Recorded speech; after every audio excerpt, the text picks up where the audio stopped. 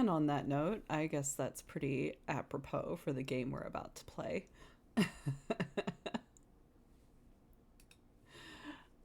Yeah. So, uh, surprise, I do not normally stream on Tuesdays, especially not right after work, which this is. Um, but I just really felt like playing a bit of game, and also I'm testing my new RAM. Um, which so far it's been really good, really nice. Thank you to my little brother for giving me his old RAM as a birthday present because it's been really good so far. Granted, it's only been a couple days, but still. Um, and also maybe getting folks to test my Nightbot command because I have a new Nightbot command. I even did a little panel for it in my about section on Twitch for book recommendations. I did a little explanation on it. Um, Basically, it's going to pull a random book from a list of books that I have put together that are ones that I have read and own and that I enjoyed. So it's not going to be anything really fancy like, a list of the classics or what have you. Some of the classics are on there. These are just ones that I just really enjoyed reading or that I really like. There's even like cookbooks and stuff on there. But people can just do exclamation point book in the chat and it'll give you a random book and author and you can uh, find your local library and check it out if you want to. Uh, anyway, we are going to start with this game that I found completely by accident and on sale. It said it was set in 1930s Louisiana, and it's a point and click mystery game, complete with ghosts and stuff like that. So, we're going to try it out. This will not be a long stream, it will be a relatively short stream. I plan to go until uh, Raptor Chan comes online, and then I plan to raid Raptor because I want to watch Raptor stream. But yeah, we are going to get this going. I think the sound is going to be okay, so we'll see. But yes, I believe this game has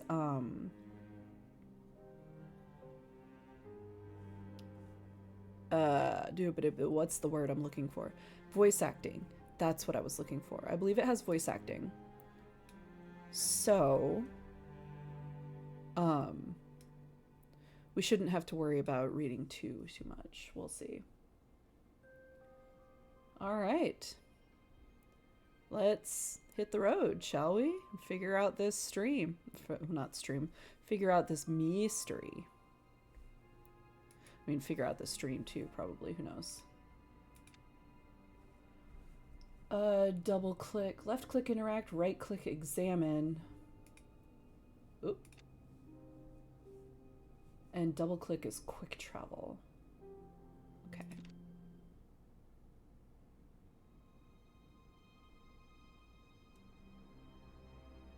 They said there was a treasure on the island. Oh, that's Its loud. location, known only to the dead. I could see it in my dreams. How was I supposed to know that in order to find it, I'd have to die too? I think I need to turn the speech down.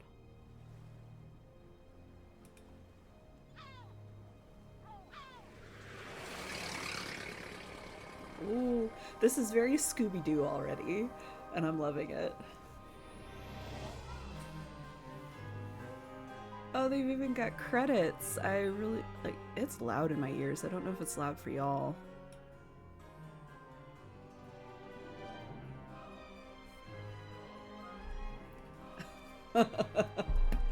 Oh, they went full.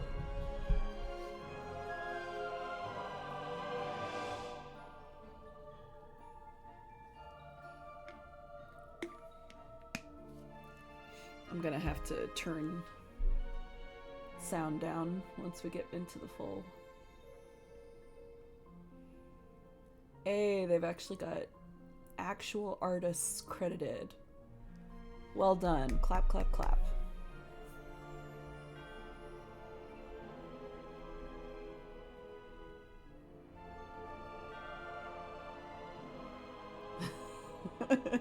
I keep expecting the mystery machine to show up in the corner.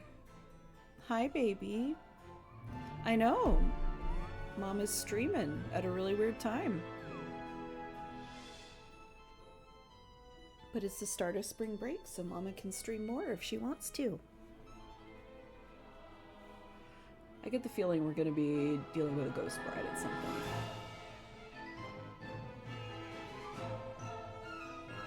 Okay, yeah, definitely need to turn down the sound. Or at least the music.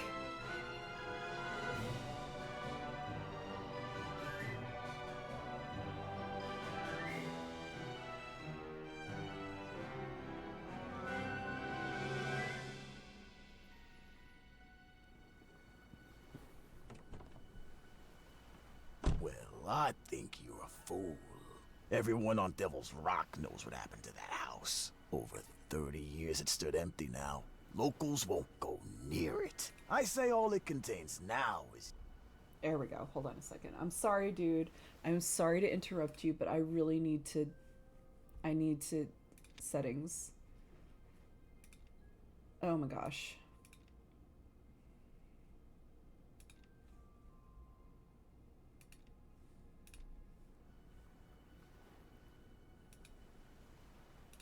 Oh, did that skip the dialogue entirely? Are you joking?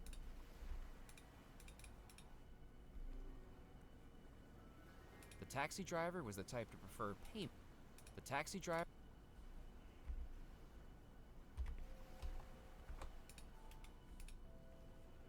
Gosh dang it.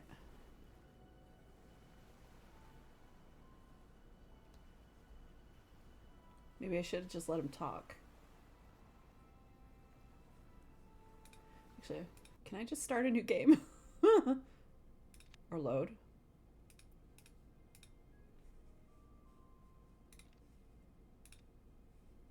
Yeah, we're starting a new game so that we can actually hear the dialogue with the new settings. They said there was a treasure on the island. Its location, known only to the dead. I could see it in my dreams. How was I supposed to know that in order to find it, I'd have to die too?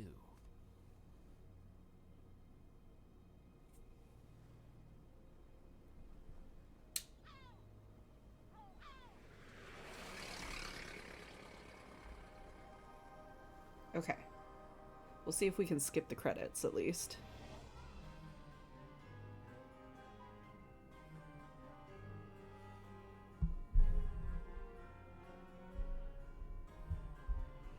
What is my mic picking up? It says it's picking up a lot of sound.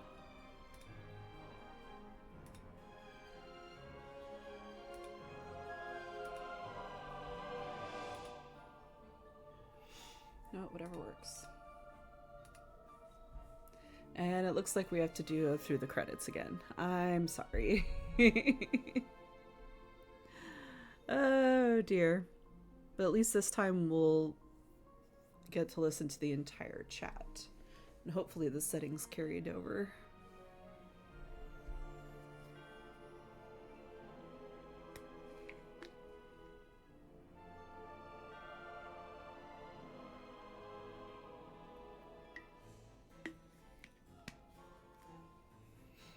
It'll be interesting to see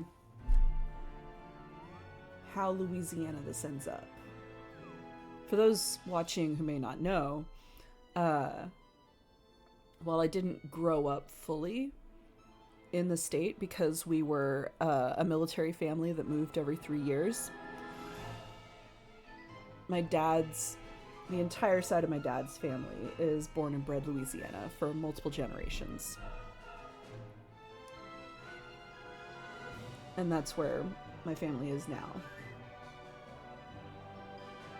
Not me, but my family. So it'll be interesting to see how true to life parts of it. To be fair, it is supposedly set in 1930 something. I think you're a fool. There we go. Everyone on Devil's Rock knows what happened to that house. Over 30 years it stood empty now.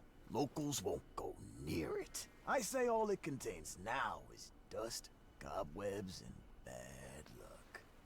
I don't have time for ghost stories. Then what do you want with it? 33 years ago, the Belmore Trading Company was wound up I and like that absorbed there's by the subtitles, state. too. The owner's dead, the heir nowhere to be found. Money was missing from the company accounts, and it's still unaccounted for. I'm here to find it. So you're a treasure hunter. Not quite. I'm an auditor. An auditor. Records, taxes. Oh, all so that you're a stuff. corporate Think of me treasure as the hunter. adventurer of the accounts book. But on this case, I'm out of office and on location. At 8 a.m. tomorrow morning, the state's claim on that money lapses for good, along with my commission. So I've got one night to find it. I'm overdue for a meeting with the parish comptroller to reopen the case. The comptroller you're meeting wouldn't happen to be Theodore Grimes, would it? Yes, I believe it is. Would be hard to convince him, I'd say. Why's that? I'm a good talker. He died about 4 days ago. I Ooh. wager he's waiting to be buried in St. Juniper Cemetery, stiff as a board. Okay, that might be tricky. Talking to the dead isn't quite within my skill set. Remember what I said about that house and bad luck? My bad luck started long before that house. It's a 3-day journey to get here, and it took me 7. And ever since my suitcase got dropped overboard on the steamer, all I have to my name is a pocket watch, a magazine, and $1. Less than $1, actually. You owe me for the taxi ride. Well, there's the first hint that it is set in the 1930s. The fact that it's going to be less than $1 for the taxi ride.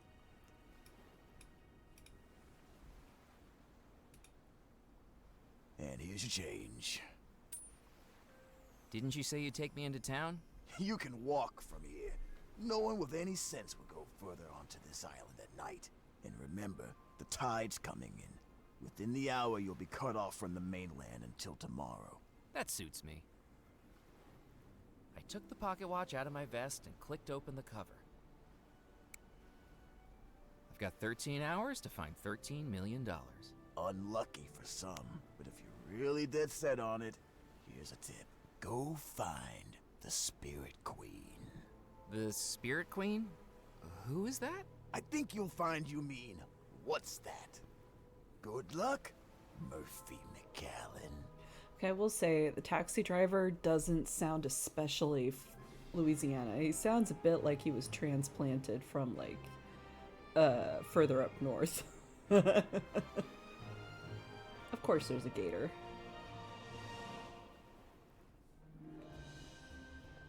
And here we go. Oh, it's interesting. Walking into the port town of Deadnettle, I could sense its history in every stone, brick, and plank. Echoes of merchant ships loading and unloading all manner of cargo from expeditions throughout the Caribbean. Gold and treasure that may still lie hidden on the island. Interesting. Okay. So Deadnettle is a very interesting name to choose. Because by the looks of it, it looks like it's made to kind of mimic New Orleans architecture a bit. The sign read, "The Fantastic Fantocchio Brothers will be performing tonight. All ages welcome. Tips welcome even more."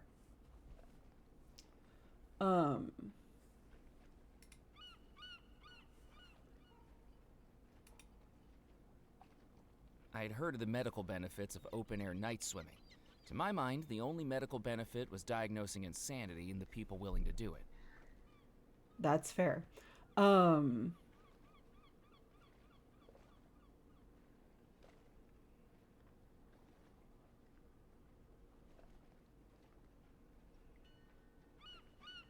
Yeah, so as I was saying, it looks like it's meant to be like, reminiscent of New Orleans, especially. The poster advertised billiards at the Captain's Club, with 3 billiard balls and 2 cues framing a cube of billiard chalk. But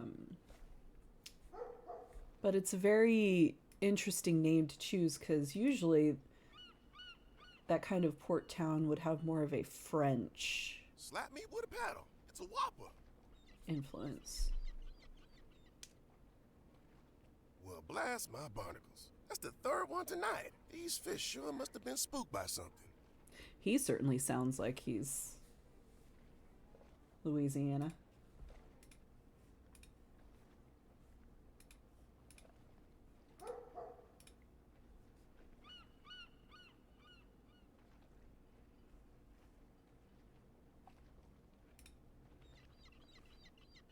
Should go look at that at some point. There's a lot of stuff I can look at. Let's talk to this dude.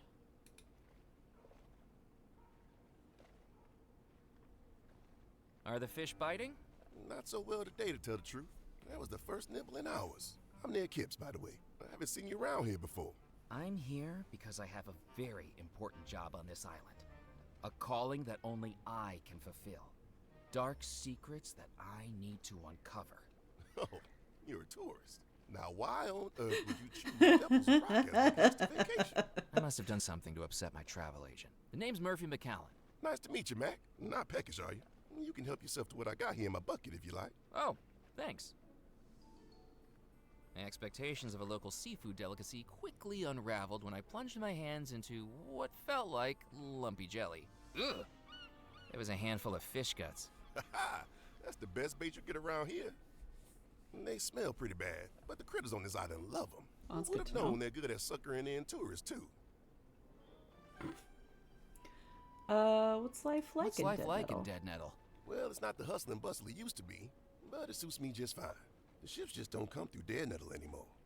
Not since the disappearance. You must have been talking about the Belmore wedding. The locals actually believe the story. Have you ever considered moving to the mainland? Nah, I wouldn't like it over there. Crazies, oddballs, crackpots. The mainland doesn't have any of them. I mean, fair, honestly. What's that you're reading? This is Herman Melville's Moby Dick. Are you enjoying it? I'm struggling my way through it, to be honest. I thought it was a how-to book. I much prefer the last book I read. It was much more action-packed. What book was that? The Encyclopedia of Fishing Lures, 3rd edition. Fair. Have you heard of the Spirit Queen? Heard of her? Sure. But I wouldn't be heading out into the bayou at this time of night. If she's out there, that's where I need to go. Murphy, bayou's dangerous. It's not the kind of place you want to go alone. I'll be careful. Well, if you're set on it, just take the western route out of town. Left at Pimlico Rock, then right on into the bayou. With how dark it gets in there, you'll see the lights guiding you the last stretch of the way. Just make sure the gators don't get too attached to you. Yeah, going into an unknown bayou at night is just asking for. I'm going to get back to exploring the island. I wouldn't go looking for it if I were you, you know. Excuse me? The folks this island gets now either seem to be looking for something or running away from something. You look like you're doing both. You got your eye on that Belmore treasure, and I wouldn't be doing right by you if I didn't warn you to stay away from it. I know this island has a reputation for the macabre, and it's all fun and games in the beginning, but dig too deep, and you end up in a place you don't want to be. What makes you think I... Ned looked at me in a way that told me my playing innocent wasn't going to work. Okay, that's right, but I'm not a grave robber. I'm an auditor, contracted by the state. It don't matter what your reasons are, Mac.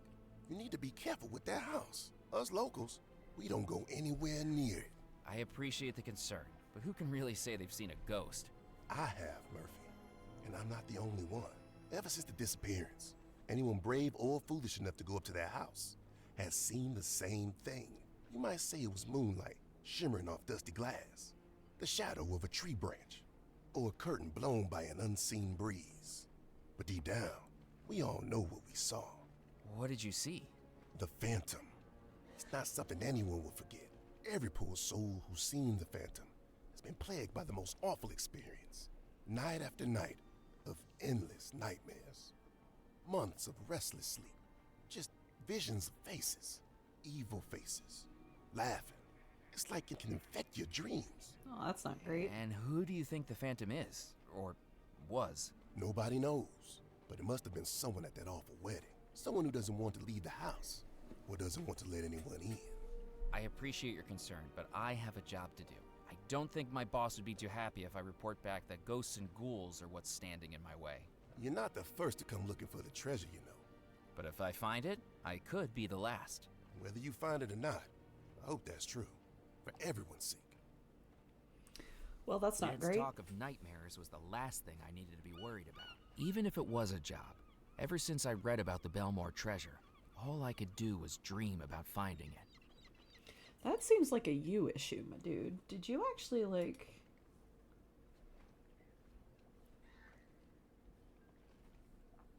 con them into sending you here?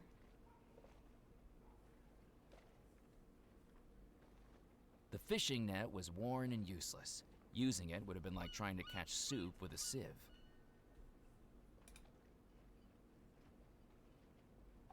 The billboard poster was peeling away to reveal layers of advertisements underneath, like some sort of consumeristic onion.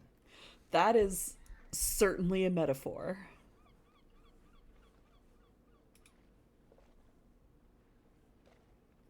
You walk real slow, my dude.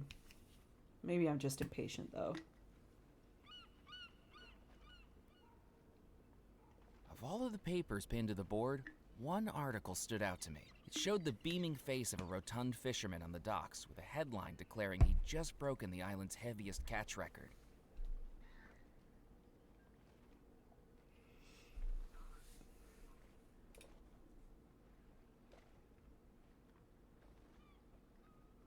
The clothesline was decidedly out of reach, even for a person who wanted to steal someone's freshly laundered undergarments. I wasn't one of those people. Good for you. You know what? Let's go here. It was the door to a newspaper office. A note on the door said, "Out on a scoop. Back later." That goes to the island.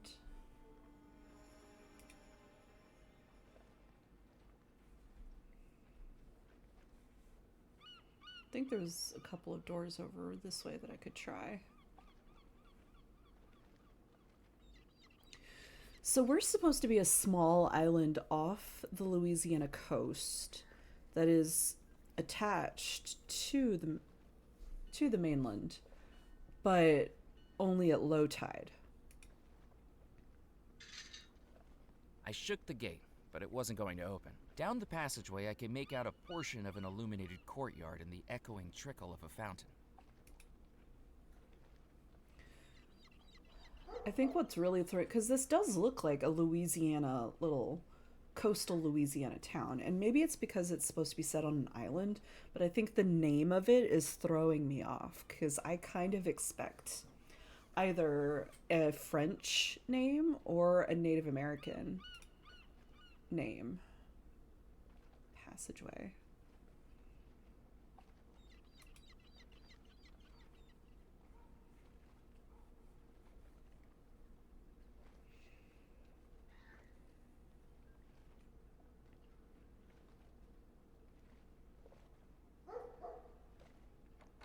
The door was locked with a sign in the window saying, "Closed for private appointment. Reopening shortly." I could see two gentlemen inside the store.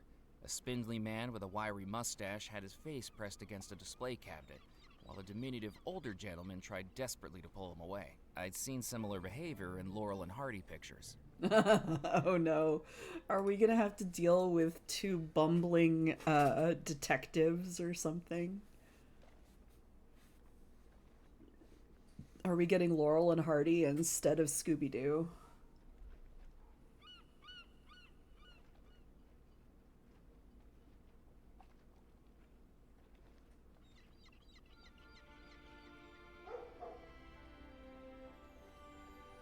Oh, that's where the passageway leads. Okay. Well, I guess we are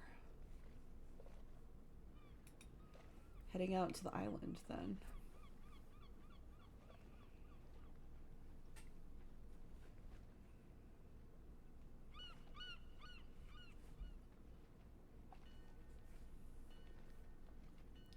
Okay, so I have chum, I have loose change, I have my pocket watch, and I have a magazine. I am not here to talk.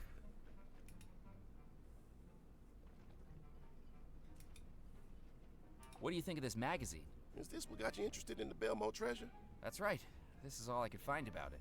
Just remember, don't believe everything you read. I decided to leave Ned to his fishing.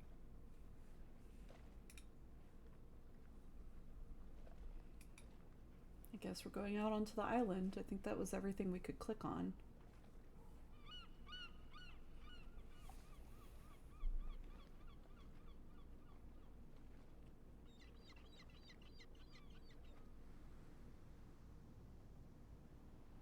Okay, so we need to head this way.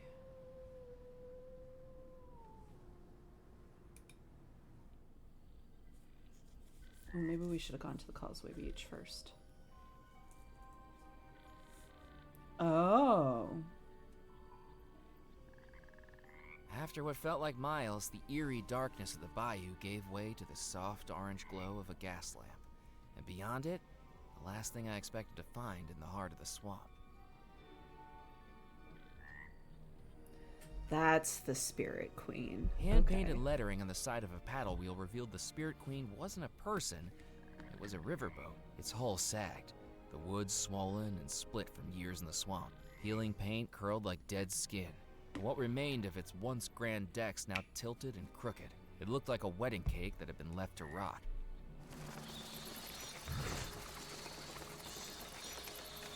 And there's a gator with a chain.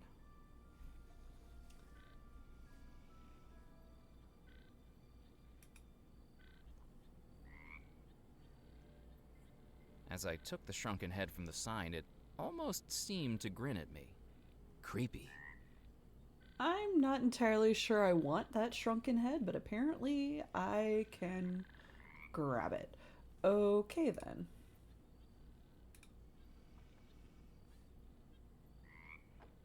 I jiggled the handle, but the door was locked.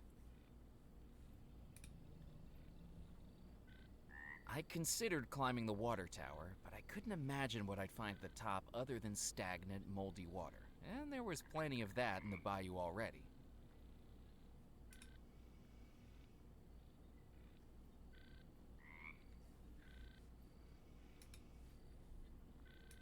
Nope.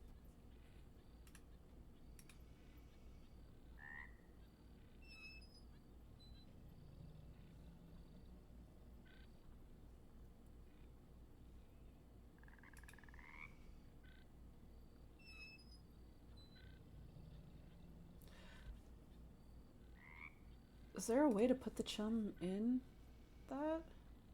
I needed to think of something else. Oh gosh dang it. Hand feeding the alligator didn't seem like a good idea. What if it bit off more than I was offering? I'll click on the bayou, I guess. I may have been new to the bayou, but even I knew that plunging my hand into alligator-infested waters wasn't a good idea. It's not good to stand next to it either. They are literally like you can't see them. It's really freaking difficult to see them in bayou water. Whoa! The alligator snapped at me like a sprung trap, giving me more than enough reason to stay well away from those teeth. If I wanted to get across the jetty, I needed to make sure the alligator wasn't on it. Okay. Nope. They may have had heads and tails in common, but I wasn't going to be able to buy passage aboard the riverboat from the alligator. It was the Spirit Queen riverboat. Decks rotting, smokestacks toppling, and its hull sinking into the gator-infested bayou. The only way aboard was along the rickety jetty. I wonder if I should have gone to the causeway first, if something there.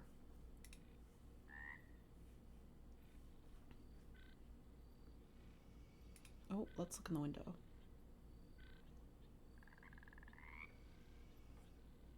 The damp air of the bayou had swelled the window in its frame. It would need more force than my bare hands could supply to open it.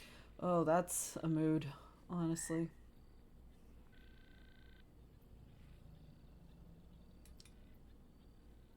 I don't know. No, I didn't mean to click the crane again.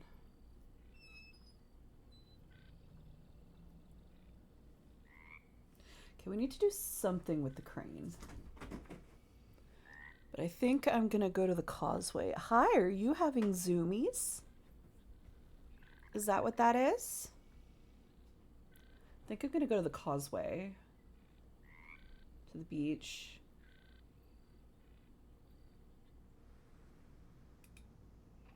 As I returned to the beach, I could see the causeway was now fully flooded over by the rising tide.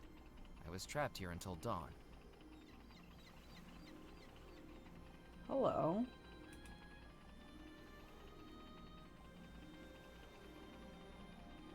I didn't want to take the little girl's balloon from her. Her brooding face made it more than clear that it wouldn't be a good idea to get on her bad side. Hello? Little girl? You lost your mommy and daddy? It's late, there could be a lot of strange people around. Yeah, I think I'm talking to one. Oh, Maybe I should ow. introduce myself. My name's Murphy McCallan. What's yours? Mallory Wisp, angel on the outside, malevolent force of disparagement, derision, and disorder on the inside. At least, that's what Mrs. Huxley wrote in my school report. Hey, do you know what an enfant terrible is? Do your parents know you're here? Enfant Of terrible. course they do. This is my happy place. I come here when I need to cheer up. What's got you down? It's my birthday, and I didn't get the present I wanted. Well, happy birthday. Is being out here helping? A little. It's a nice place to plot my revenge. This doesn't sound like an appropriate way for a little girl to spend her time. Little girl? Little girl? What am I supposed to like? Posies and princesses? Tiaras and tea parties? Those are not my thing. I mean, hey, good for you.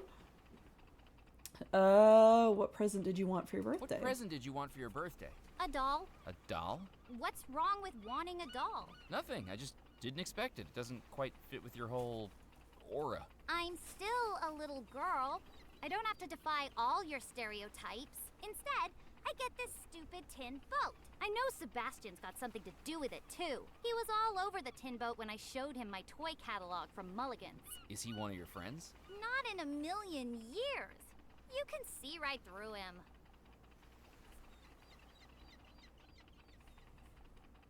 Okay, so How are you planning on getting revenge? I'm not sure.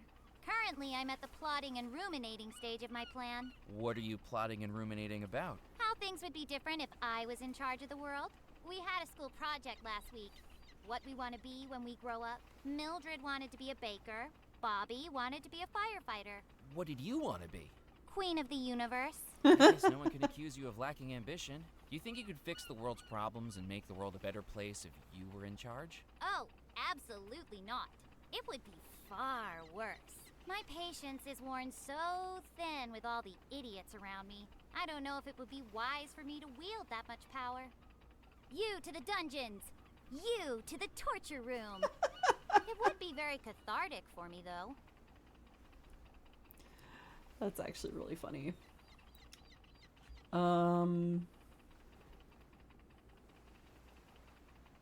If you're not happy with your tin boat, could I have it? I'll tell you what.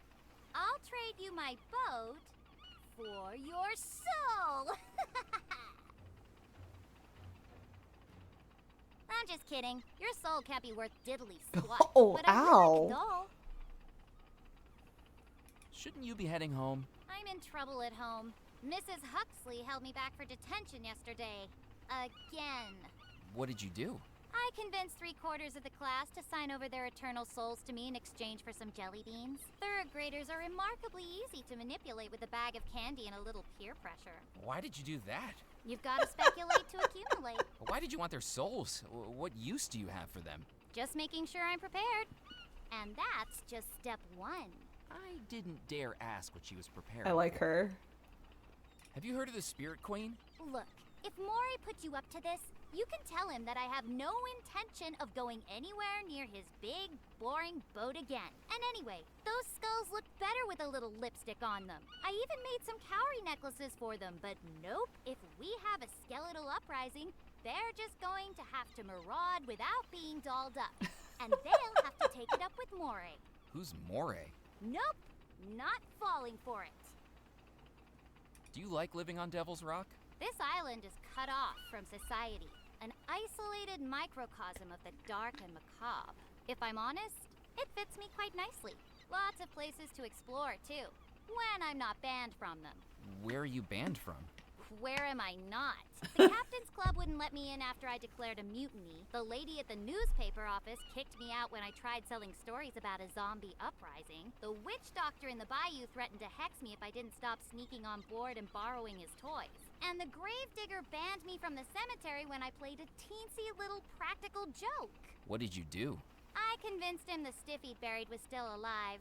People are so antisocial around here. You snuck on board the Spirit Queen? You got past the alligator? Oh yeah, Mephistopheles is a big softie. I think he likes the smell of rotting fish in my hair. My dad works the trawlers. Our entire house stinks like the inside of a humpback whale. I wonder. I better get going. I wouldn't walk across the beach again if I were you. This beach is covered in quicksand. I can hop along the surface, but with your weight, you'll be sucked down like a noodle. Oh no. Really? This beach has quicksand? Nah, I'm just messing with you. Tourists. You know what? I wonder if this counts as a doll. How would you like to trade your tin boat for this? A doll? At least the head of one. Deal! Hey, it worked. Oh, I'll hug him and kiss him and conquer the world with him. Prepare to weigh anchor. I mean, I guess it makes sense that she would want a shrunken head.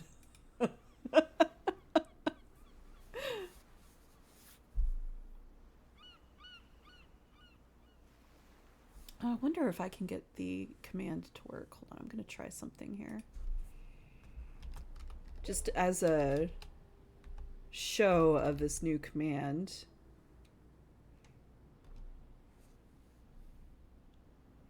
Hey, there we go.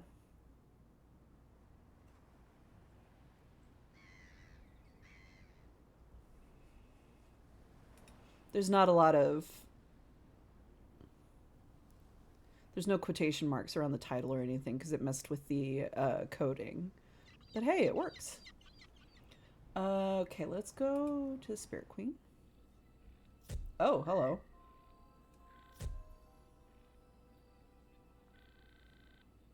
Mr. McAllen, Yes? How do you know my name? it's a work assignment that brings you to the island. Am I right? She began staring at me with intense, hypnotic eyes. Disguised within her tailored outfit and tortoiseshell spectacles, she had the crazed look of someone not entirely in touch with reality. That's right. An auditing job. Eyes that looked like she was reading my very thoughts. Yes? And you're late. Days late. I was beginning to panic. Ned had warned me about the supernatural on this island. Was this person standing in front of me equipped with psychic powers that could read my very thoughts? How do you know all this? Are you the witch doctor? The witch doctor? No. It was written on this telegram that came in for you. It came through a few days ago now. Your boss isn't too happy by the looks of it. Bill Bolam, the taxi driver, telephoned and said I'd find you out here. You're reading my telegrams? I'm a newspaper reporter. It's one of the best ways to get a good story. Now, do you want it or not? If you wouldn't mind. McAllen, you're late reporting in. I don't remember authorizing the reopening of a cold case, but you better make sure it pays off, or you'll be swapping desks back to the mailroom. Sid Sinclair, Sinclair Auditing Company. Do you want to send a reply? What was there to say? My only contact was going to be pushing up daisies by morning, and my one lead was the magazine I'd been carrying with me since heading out. Before I checked in with my boss, I needed some progress to report badly. You know, for now I'll just leave it. Suit yourself. Sounds like you're up to some fun on the island, Murphy. Be a sweetie and keep me updated so I have something to write about, won't you? She didn't even wait for a reply before she started striding back through the bayou. She hadn't taken a single thing from me, and yet somehow, I still felt like I'd just been mugged. Okay, so I wonder. I packed the fish guts into the tin boat. It was the smelliest little ship to sail the 7 seas. Okay, so we can. Can we lure the alligator with this? Perhaps this would attract the gator's attention. The hulking mass of scales and muscles lumbered to the edge of the jetty and dangled its toothy jaws over the side, its nostrils flickering at each waft of fish guts.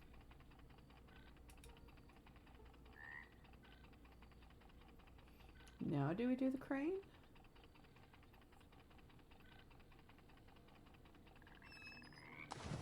Yes.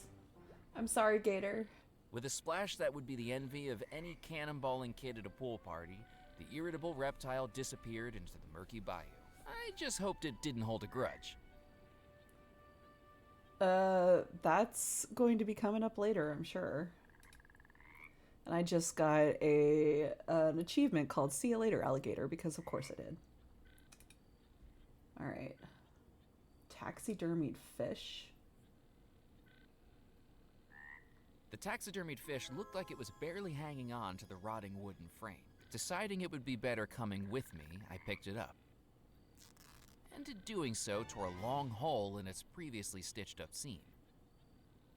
The plaque read, "My beloved Bernie, heartfelt wishes, now you sleep with the fishes."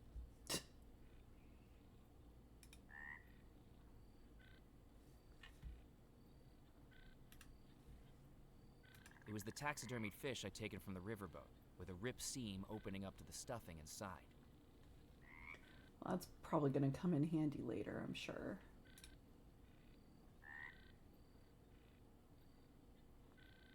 The writing on the paddle wheel said in fancy painted letters, "The Spirit Queen." Alright, we're going into the not structurally unsound riverboat. Spirits and specters from realms yet unknown, guide to me the wanderer who searches alone. Welcome, Murphy McCallan. How do you know my name? Have you been reading my telegrams too? I have no need for such trivial paperwork. I have eyes all over this island. Now it's time for me to see you for myself. Come, step into the light. I find I you know a lot highly about suspicious. you, Murphy. Unknown parents, a childhood spent in orphanages. I know things about you even you don't know. How do you know all that? My name is Dr. Morey. I am a conjurer, a shadow man, a controller of spirits that balance the line between life and death. And those spirits whisper to me. But for now, it's your time to talk, Murphy. Tell me why you've come to my humble abode. I've been told you could help me. That depends on what you seek. I kept telling myself that the doctor's theatrics didn't convince me. That there must have been a logical reason why he knew what he did. But with how skittish the locals were, humoring him seemed like my only chance of learning more. I'm looking for the $13 million that went missing from the Belmore accounts. I'm an auditor in the company I work for. Murphy, do you take me for a fool? I know what your mind sees when your eyes are closed. Tell me, Murphy, what do you dream of? I dream about completing my work assignment.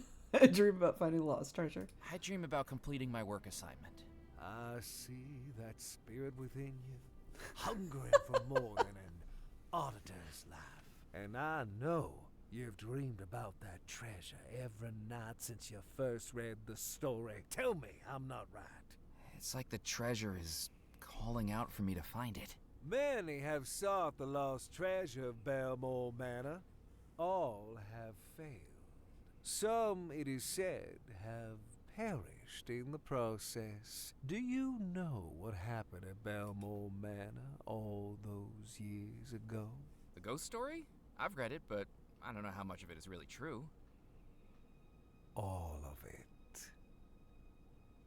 Dark magic runs throughout Belmore Manor. Of course it The does. house was built by the Belmore brothers, 3 merchants from England who made their fortune trading across the Caribbean.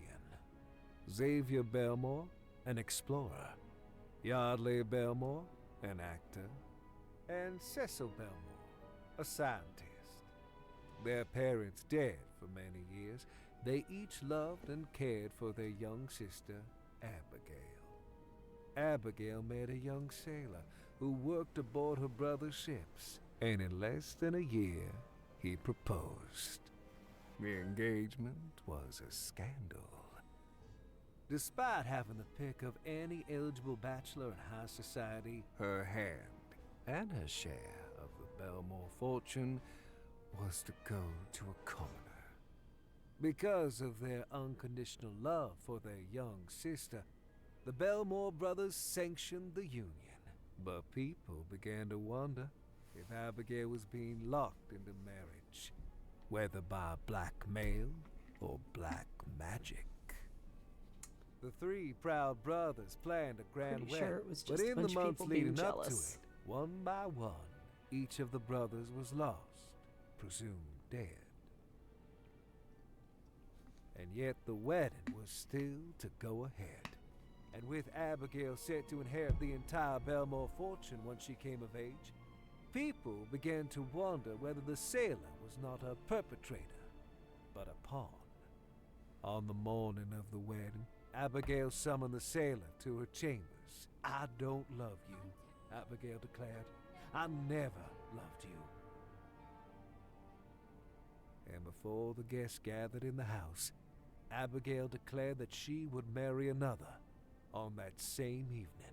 John Rackham, first officer of the Belmore Trading Company, would be her new groom. I sense coercion. Except that didn't happen. That night, everyone in the house suddenly and mysteriously vanished. Perhaps it was the last revenge of the scorned sailor. In the house that night was a heart that would be broken, a victim who would be tricked, and a force that would unleash evil. But no one knows exactly who each was. If you want to find the treasure, Murphy, you'll have to find out.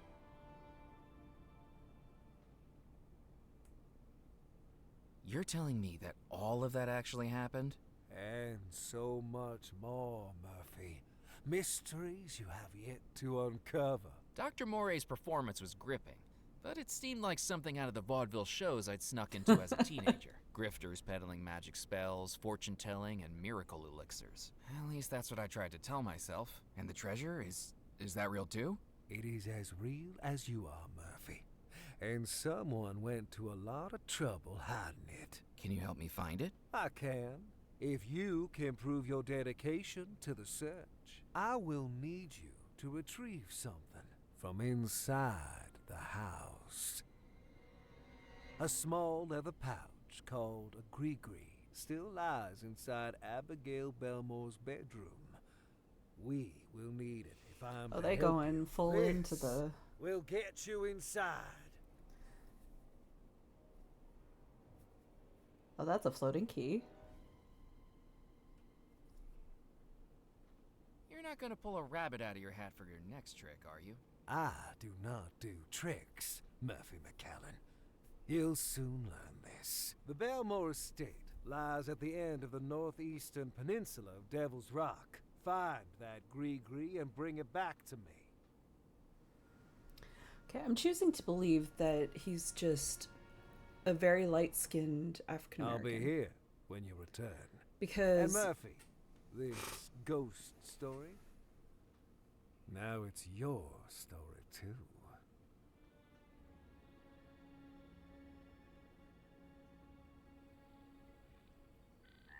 because voodoo is itself a very while we respect it, right, it's very much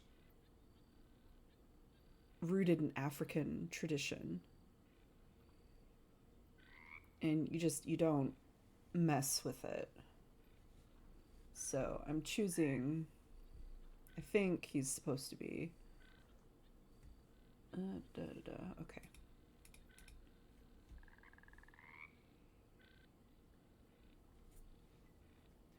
Wow, my brain is just going in all directions. Oof. What? Hello.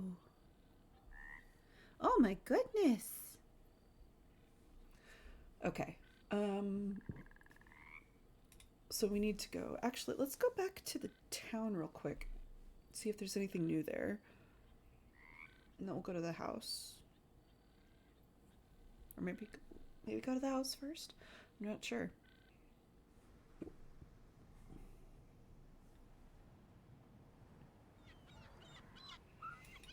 Let's go back to the town and see. Doesn't look like... I could probably go in here now, but I think I'll wait. I'll go to the... What? If you want snuggles, you need to come up here. Framed by trees and lit by moonlight, Belmore Manor stood imposingly in the still night air. Even without any lights on, it felt like something inside the house was calling me. Or warning me. Also, I will note that the Belmores, if they're the ones who like kind of started this town, like they were the first ones to really like settle this port and stuff, it would explain why it's named Dead Nettle, because they're English. But also, and why it's called Devil's Rock too and not something else, but also like that's just assuming, right? Let's look at the pond.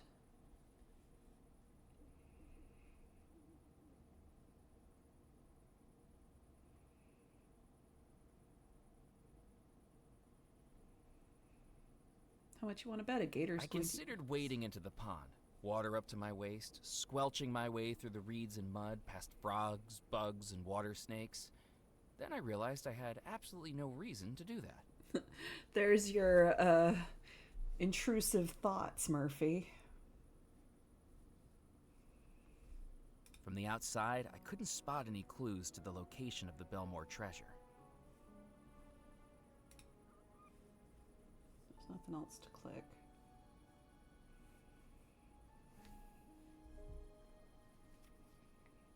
I needed the key to open it. Oh, that's right. With a deep breath, I placed the key into the lock of the house I'd been thinking about for weeks and turned it.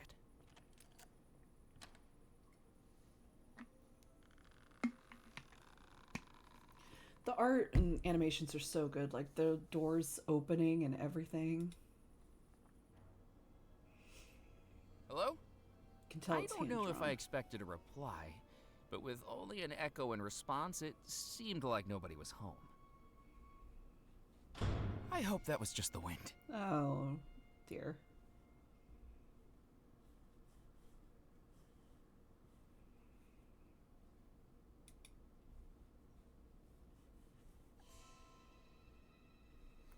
An orb appeared seemingly from nowhere, glowing and shimmering with energy, simultaneously captivating and terrifying. It was like it had a presence, an aura that I couldn't explain. My first instinct was to look for smoke and mirrors, but this illusion was right before my very eyes, one that I could reach out You and don't touch. want to follow the lights.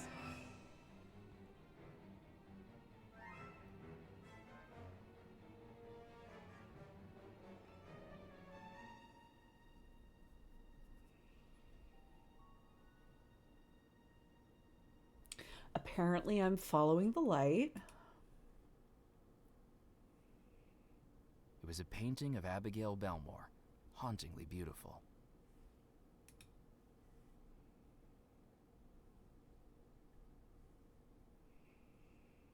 This seems like a bad idea. It was a painting of a gazebo overlooking the sea.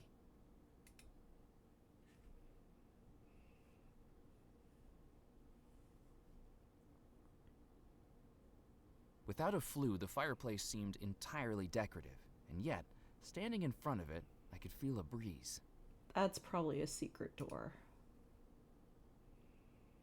It was a family portrait of all 4 Belmore siblings. The 3 brothers stood around their seated younger sister.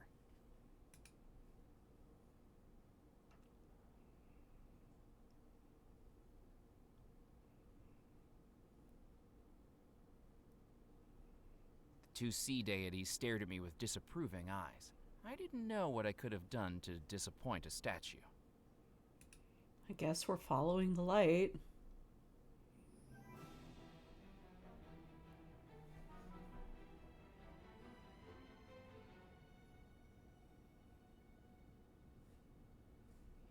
Grand Hall, East Corridor, West Corridor. I'm just gonna follow the light for now. I don't know if I should be, like... Why is there a light on in there? This was strange. I didn't remember seeing any lights on when I was outside the house. I find that concerning.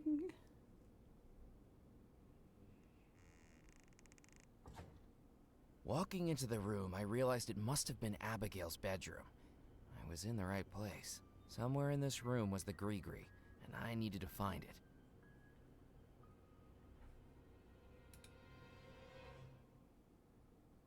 The portraits hung tight to the wall and didn't reveal anything hidden behind them. I took the poker from the hook. Get out. I hope that was my imagination. I hope so too.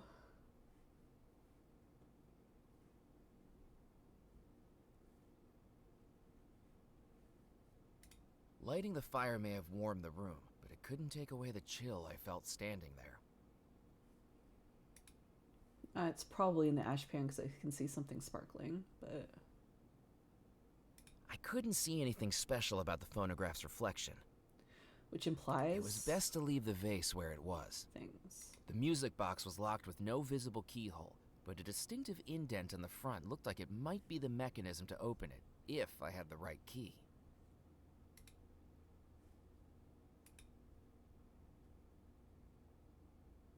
I tried to lift the ashpan grate, but decades without use had rusted it in place. Okay. Yeah, there we go. I wedged the poker in the grate, and with Just all my might, randomly pulled. sticking the poker in our waistcoat. I picked up the object that had been glinting in the fireplace and discovered it was a jeweled brooch.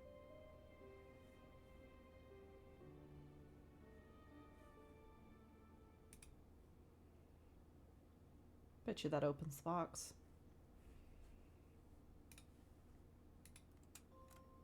The brooch fitted snugly into the indentation in the music box. With a small click, the music box opened and revealed the contents it had held untouched for more than 30 years.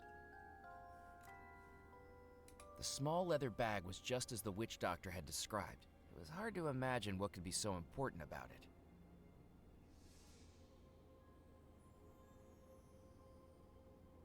You should not be here. Wait, I can explain. You don't belong here. I don't mean any harm. Get out. Get out. Uh-oh. With Okay. good fortune, the pond had broken my fall. It was a strange juxtaposition, wiggling goldfish out of my underwear as I tried to process the fact that I'd just been the victim of an attempted murder by a ghost bride. Confirmation, we have Stories ghosts. were true. So that meant the treasure might be real as well. And now I had the Gree-Gree. It was time to return to the Spirit Queen.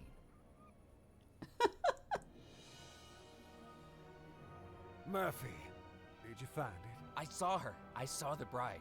She tried to kill me. I told you it was true. Now, do you have the Gree-Gree? Yes, I found it. Good. Good. Now, do you believe what I've been telling you? I'm starting to. Why did she try to kill me? There are some spirits that, even in death, do not wish to give up what they amassed in life. The question is, are you strong enough to persuade? See, she didn't seem... I would be if they'd give me a chance to ask them. Precisely. That will be our next step.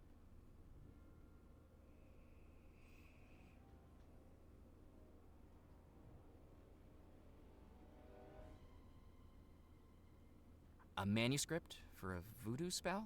A spell to help me find the treasure? A spell to reveal those who know where it is. There are many things on this island that have gone unseen. Stories that have been left unheard, at least by mortals. But I commune with realms beyond. Let me introduce you to a friend. Out of the shadows, the cursed and the damned, return now, my servants, to do my command!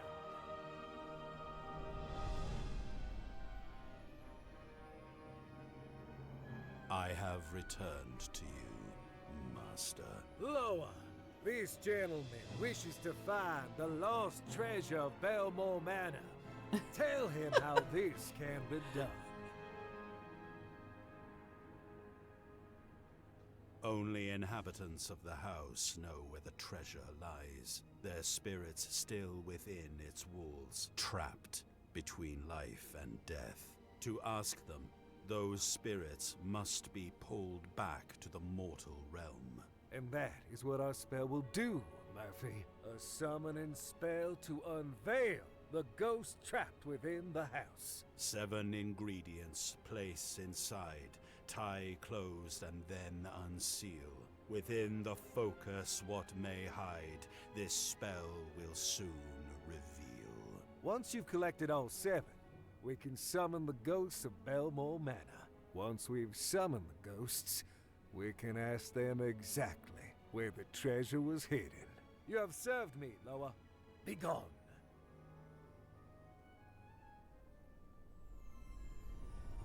That, Murphy, is your goal. Find the 7 ingredients named in the voodoo manuscript, place them in the Gree-Gree, and return to the Spirit Queen. Are you up to the task? I think so. Excellent. Certainly Then try, I there's guess. just one thing left to do. The Gree-Gree that you carry is not yours. It was stolen from the spirits. And an artifact of voodoo will only work for its rightful owner. To be used, it cannot be stolen. It can only be bought, or traded, or inherited. Fortunately for you, the spirits and I are willing to make a trade for something symbolic of your spirit. The spirit that yearns to escape its humdrum life. If you want the Gree-Gree to be rightfully yours, what do you have to offer? Do I have to give the in magazine? exchange for it?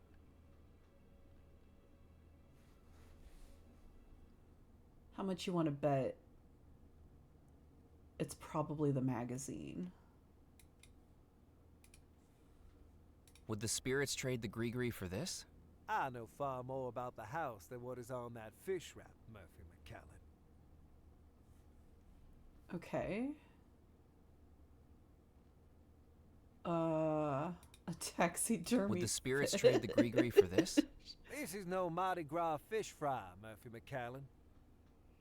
Oh, just full name me every time, why don't you?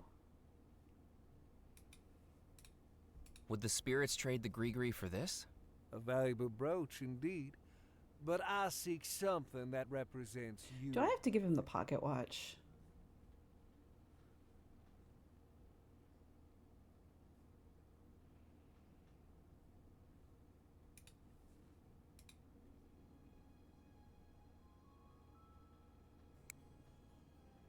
What about this? A pocket watch. A symbol of the life that doesn't satisfy you. A symbol of lost time. Oh, okay, there we go. You give it up. I think I can do without it. Then cast it into the spirit pool.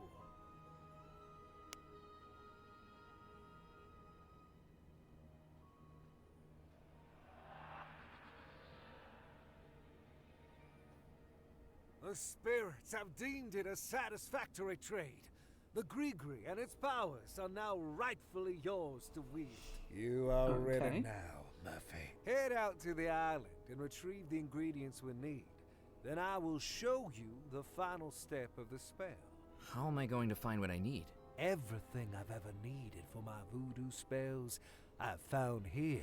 It's as though this island draws the supernatural to it. The bayou, the beach, the town, the manor, all will help you in your search. Tell me, Murphy, have you visited the mill to the north, the fort to the south, the church at the island's heart? The island will lead you to that which you seek. I have no doubt about that.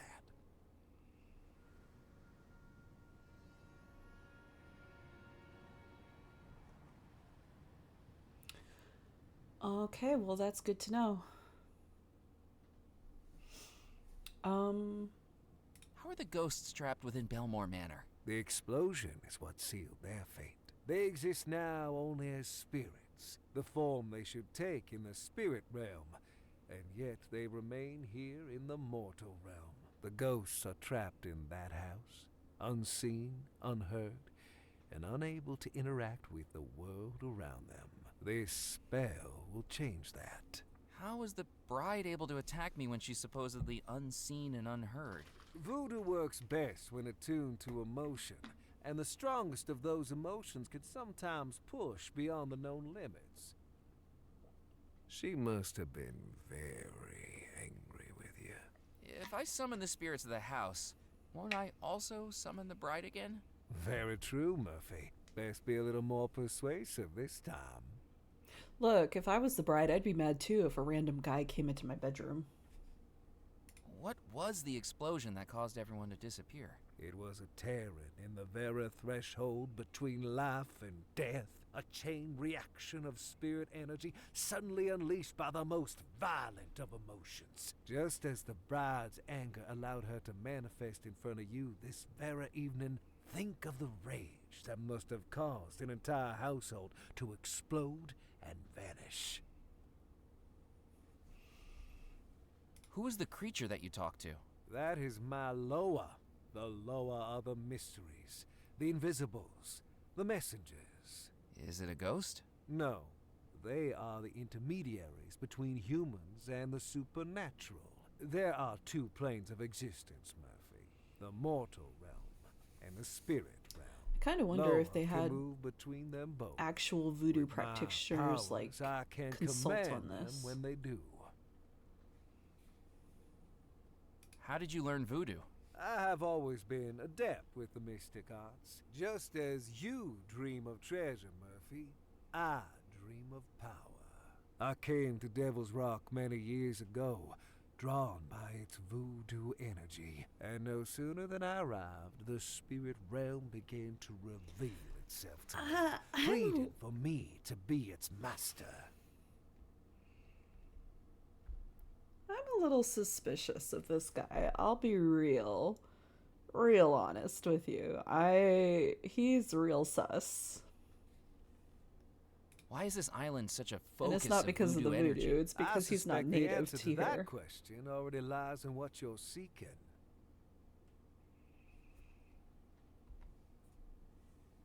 What's this riverboat we're aboard? This is the Spirit Queen. It used to be a pleasure boat, plying the rivers around the island, a den of drinking and gambling. That's how I came to own the boat. A lucky game of chance. But between you and me, Murphy, it's a lot easier to win when you have spirits to control the roll of the dice. Oh, so you're a cheater. Sounds like you cheated. Fate was always gonna bring this boat to me. I just hurried it along. Uh-huh. Do you keep an alligator as a pet? That's right. My dear old Mephistopheles. Of course it's blind called as a bat, but with the smell of a bloodhound. Good thing he's chained up safely in the boiler room. No, he isn't. He was out on the jetty when I was trying to get aboard. Where is he now? Swimming in the bayou. Oh dear, not again. Does he have to go? Is this like a disobedient dog? He has to go like find his dog and bring it back again. I'm going to go and find the voodoo ingredients. Hurry back.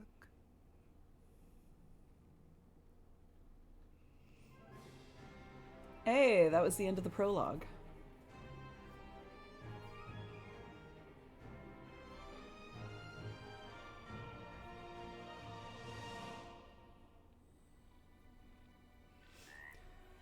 Okay, let's see.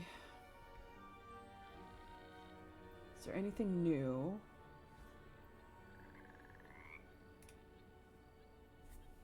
Let's click on the bayou just in case we need something from it.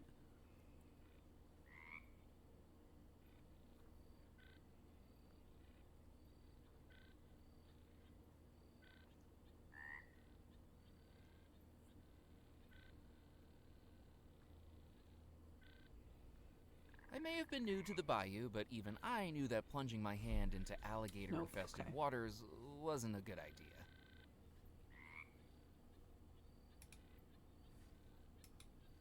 Nope, nope, nope, nope. Nope.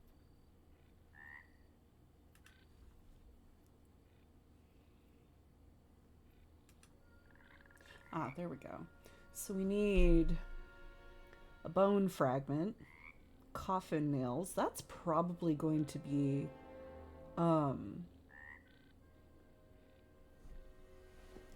that's probably going to be up by the church. Chalk is the pool hall because they always have chalk. Not sure about feathers. Gunpowder is probably going to be the fort. Silver coin, I'm not sure. Rum, probably in town somewhere. Bone fragment will probably also be at the church if the cemetery's there. It was a manuscript. Yeah, I know. Okay. So let's see. Let's check this out.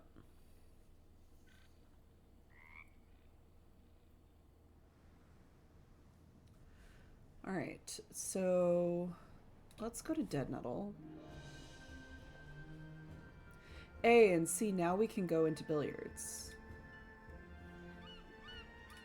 And also the Gazette. Doors are open. I'll have to check the jewelry place too.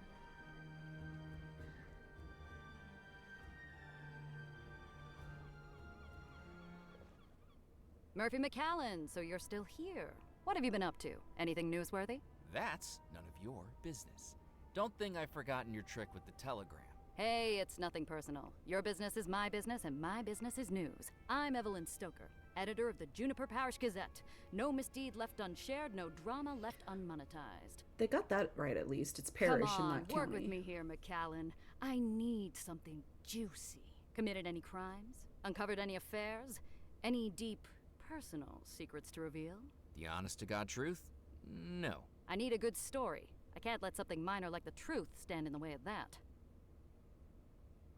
Oh, so you're a tabloid reporter.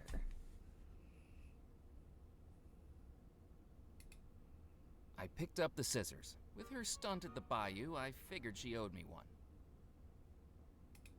I picked up the twine. Maybe she owed me two.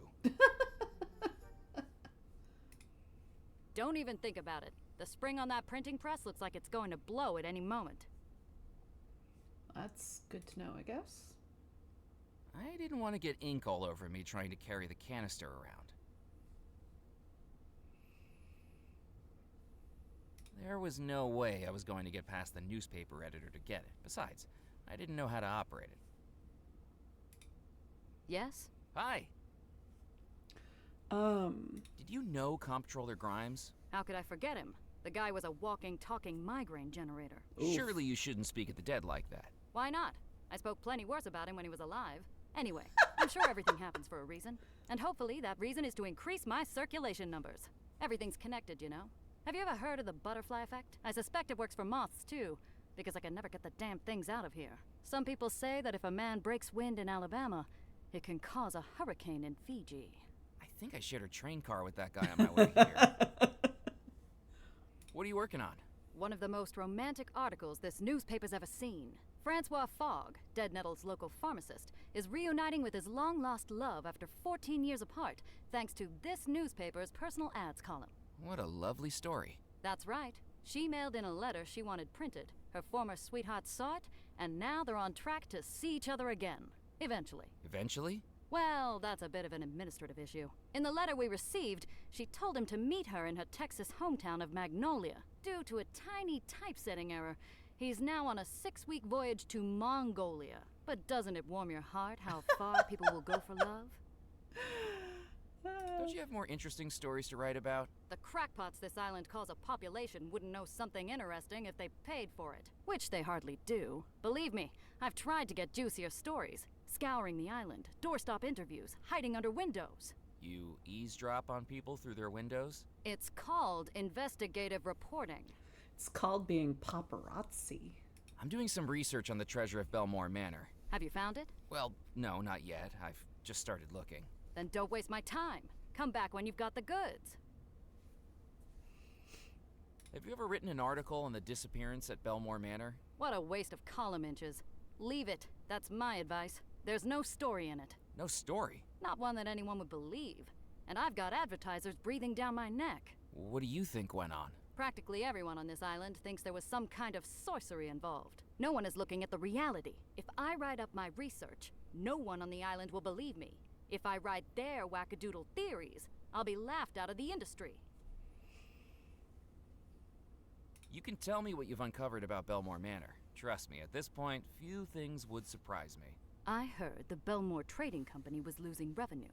Its profits eaten up by who knows what ventures those brothers had going on. I've seen the records. The company was privately owned, sure, but when you've got pressure building and the sharks are circling, you've got to shore up your defenses. I think that's why the Belmores persuaded Abigail to marry John Rackham. Marry someone she didn't love? But he didn't love her either. He was just after the company, so he hires the sailor to seduce her, convince her there's more to life than Devil's Rock. And as soon as she marries Rackham, they split, never to see each other again. He inherits the lot, and she disappears with her lover boy sailor to who knows where. But why do you think all the guests disappeared? They bumped them off to cover their tracks. Either one of them could have been sunning it up in Sarasota ever since. But imagine me writing that into a piece of serious journalism. I'm not going to mention the ghost. She won't believe it at all. I think I better be going. Keep your eyes peeled for a story, McAllen. There are secrets on the island, and it's my job to run advertisements next to them. That is a viable theory, and it's kind of what I was thinking. They said there was a lover, a pawn, and, oh gosh, what was the third card? The devil or something? I think this, just personally, I would cast the sailor as the lover, Abigail as the pawn, and Rackham as the devil. Especially since, like, though it could be any other way, right? And especially since her brothers seem to have, like, disappeared. It's not like, they don't say that they died, though. Just that they disappeared.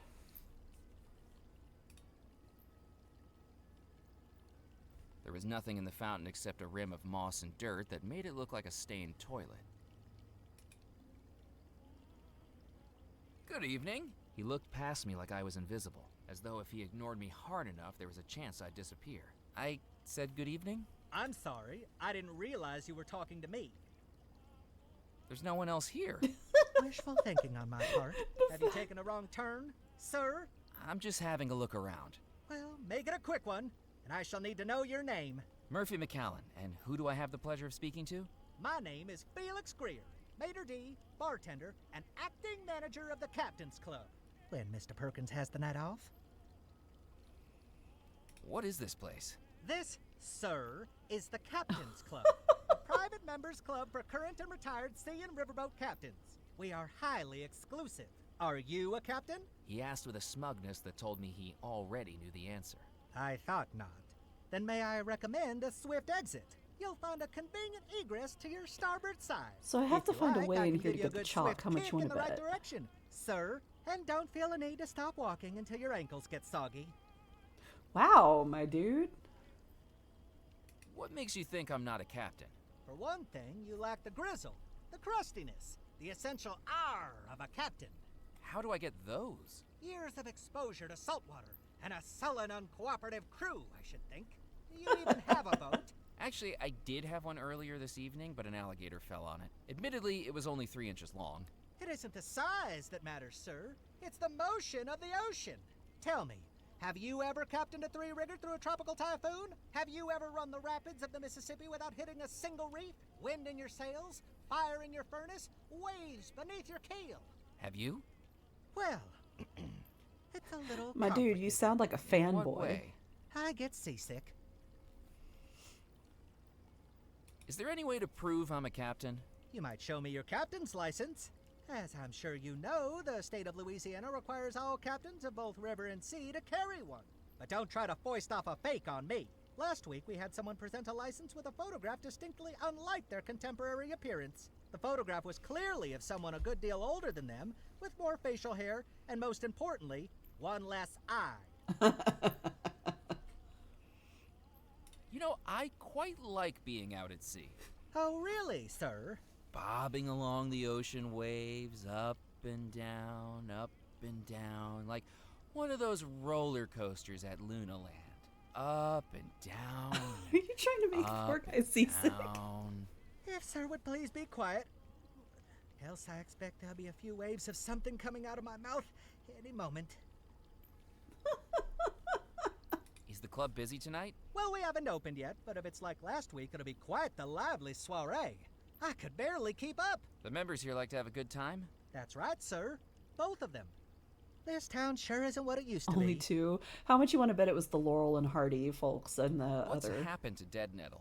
Do you think you've wandered into the Tourist Information Center? I can assure you, you'll never meet a tourism official who dresses with this much panache. Stuart LePew, head of the Devil's Rock Historical Society, looks like a thrift store had a crisis of conscience and threw up on him. I was just hoping to talk to someone so obviously knowledgeable about the area. Well, yes, that is true. I am plagued with an encyclopedic knowledge of the locality. My concierge duties require it. I have a spiel. Felix pushed out his chest like this was his moment in the limelight, his eyelids half closing as he performed before imagined crowds. Welcome, hardy traveler, to our quaint port town of Dead Nettle. Once this town you see around you was a hub of commerce, a beacon for ships bravely navigating between America, Europe, and the Caribbean. With the unfortunate dissolution of the Belmore Trading Company, our town has settled into a quieter life, perfect for the sailor ready to hang up their cap. We hope that you enjoy your time in our cozy town, and perhaps explore some of the local sites here in Dead Nettle. Well, Excuse me? I was expecting applause. I'm looking for the lost treasure of Belmore Manor. Oh, goody! Another young adventurer seeking fame, fortune, or some combination of the two. Just the local color Dead Nettle has been lacking. What do you know about the lost treasure? Do you think you're living in a storybook? Weathered maps, talking parrots? X marks the spot? Grow up, you silly boy. Judging by this, Captaincy there's is at a least noble one skill that parrot. doesn't need to be trivialized with childish tales of lost treasure. You must have some thoughts on the disappearance. On moonlit nights, when the waves crash against the rocks, the captains of this club trade yarns about this very mystery. Did you know Abigail Belmore's fiancé was a sailor who worked on the ships? Some of the old boys here even worked with him. They say he loved her, as true as a captain loves the sea. But she was a temptress, a siren. She scuttled that sailor's heart, consumed by a voodoo premonition that she had to fulfill. More beautiful than a mermaid, and twice as fishy. What did she do? After months of engagement, she broke it off and chose to marry an officer of the company instead, on their very wedding Which day. is highly Why suspicious. did she do that? The rumors I've heard are that they discovered something in the Caribbean. Something wicked. Something that consumed them and drove them to heinous acts. The Belmore brothers swore their crew to secrecy, and the men were loyal to their word. But the rot in the rope was that sister, Abigail. People say that whatever they discovered took hold of her. With the sailor's broken heart and the officer's resources, she was about to unleash something terrible. Until the disappearance halted her evil plans. Do you think that's true? Of course not. It's all nonsense. But the captains do love to outperform See, each I'm other wondering with if such tales on a dull Abigail was, in fact, because are they really going to make her like the evil female ghost? I best be casting off. Don't feel the need to rush back, sir. Oh, well, pardon me. I glanced at the ledger on the podium. It was mostly empty. The words I could see were written in such an unreadable scrawl that looked like a centipede had dipped its legs in ink and skittered across the page. And I doubt I can go in there yet.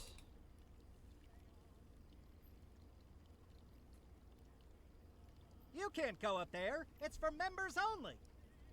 Well, pardon me. Alright, let's go to the store, jewelry store, and see if those two are the captains or what have you.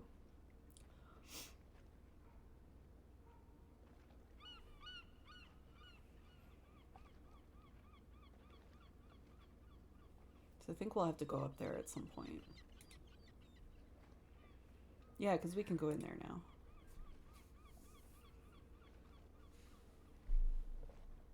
But yeah, I'm wondering how all of this is going to pull together.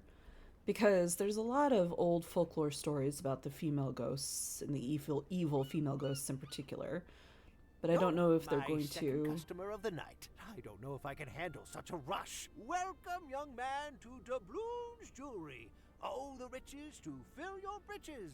Jewels, silver, gold, the finest things for you to behold. Whom do I have the pleasure of meeting? My name's Murphy McCallan. Oh, a pleasure to meet you. My name's Jasper Crumb, owner and proprietor. Are you looking for something valuable while you're here on the island? Funnily enough, I am. Is there a special someone in your life? Looking for an apology gift, perhaps? I've sold more missed anniversary necklaces and drunken fumble earrings than I can count. No, I don't need anything like that. Then how about something for yourself? You look like a working man. Could I interest you in a pocket watch? Actually, I had one up until about an hour ago. Traded it to a glowing green guy for a magic pouch.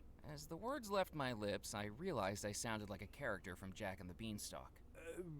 Pardon me? I'm just here to browse. Browse away, young man. I'll be here if you need me. There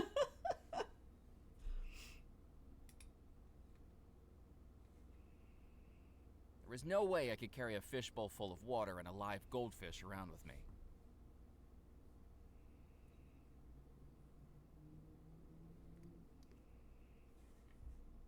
The cabinet was filled with used jewelry. Rings, brooches, necklaces, and more. Even secondhand, I would have had to save for years to afford any of them. Fair. The cabinet was filled with precious jewels, geodes, and fossils next to a small sign that read, Treasures of the Earth.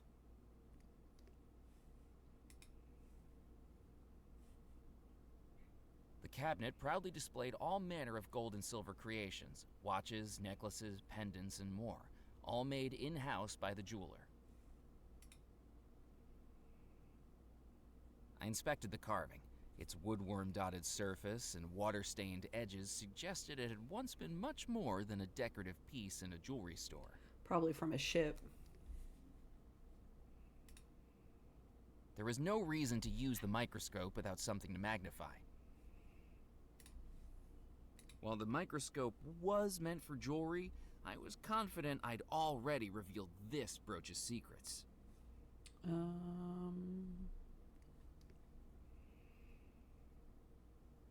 I guess there's nothing else to look at. I can really look at. Even if I could reach it, it was probably better for the jeweler to operate equipment like that. An actual, relatively sensible Good evening, Mr. Crumb. protagonist. How can I help you? How's business tonight? You're not a millionaire with an enraged fiancé, are you? I'm not, no. I didn't think so. Then business tonight is about as lively as a snail drinking decaf. The only other customer I had in here tonight was more interested in the provenance of fossils than the shiny stuff. Booked a private viewing, and then didn't buy anything. Can you believe it? The first time in weeks this shop gets a private viewing, and all they're interested in is bones. You sell fossils, too? I sell all the treasures of the earth.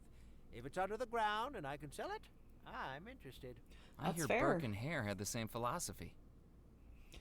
That's... What are you selling? We specialize in jewelry and precious stones. Rings, necklaces, earrings, and brooches in this cabinet to my left. Gems, geodes, and fossils in this cabinet to my right. I wonder if that's going to You'd be become... surprised at how much of an impact some stones can make. My family can tell you that. We also offer a free polishing service on all purchases from the shop. Just bring it in and we'll shine it up for you. Our little thank you to our loyal customers. How do you know what jewelry was purchased here? I handcraft everything this shop sells. I have an encyclopedic knowledge of our wares, Mr. McAllen, going back decades. That'll be important later. What's the most valuable thing in here? I suppose that depends on how you value things, doesn't it? In dollars and cents? Yes, I used to value things that way. But a lack of business has a way of making you more philosophical about these things. Now I'd say the most valuable thing here is Granny. Granny? Your grandmother is in here? That's right, in the fishbowl. Granny is my goldfish. You named your goldfish Granny? Yes, it was the most wondrous thing. The same day my grandmother Bethesda died, I was out at the local fun fair, and I won this goldfish on the ring toss. When we got home, every time we mentioned Bethesda, that little fish jumped out of the water and back on in. We think Granny's passed on into that fish. What do you think? I mean this with no disrespect, but I think that's the craziest thing I've come across tonight, and I had a ghost bride trying to kill me. We all have our quirks. But don't goldfish only live for a few years? If she was your grandmother, she must have died sometime around the middle of the last century. Oh yes, that's right. Each time the goldfish dies, Granny's spirit hops into a new fish. We must be on Granny number 44 by now. What's the carving on the front of your counter? That is the genuine stern carving of the Golden Goose, the famous brigantine. I could trace my family's history on the island back hundreds of years, right back to the ship's owner, Captain Bartholomew Crumb. You've heard of him, I expect. Captain Crumb, the vicious pirate? I read about him as a child. One of the most successful in the Caribbean. That is, until, as the story goes, he got pursued by a ghost ship. A ghost ship? Surely that can't It's be more Davy than a legend. Jones. Then, how do you explain this? Without a single shot fired, every sailor aboard his ship fell down dead, victims of an evil pirate who wielded a black stone.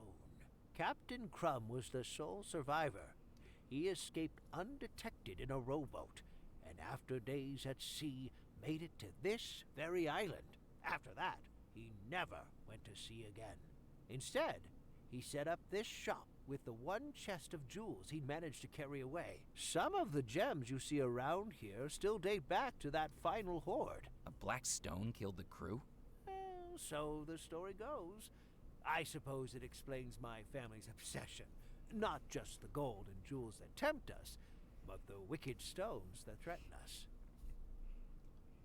That's interesting. And I got an achievement for learning about pirates. That's interesting, though. I wonder if that connects. Why did Captain Crumb come to Devil's It probably Rock does. to set up his store? This was his home port. Devil's Rock used to be quite the lawless island. Legend goes he used to hide his treasure along the southeastern coastline. The island is dotted with caves. Plenty of places to hide the loot. I'm looking for lost treasure. I'd say you found it. Everything inside these four walls is a treasure.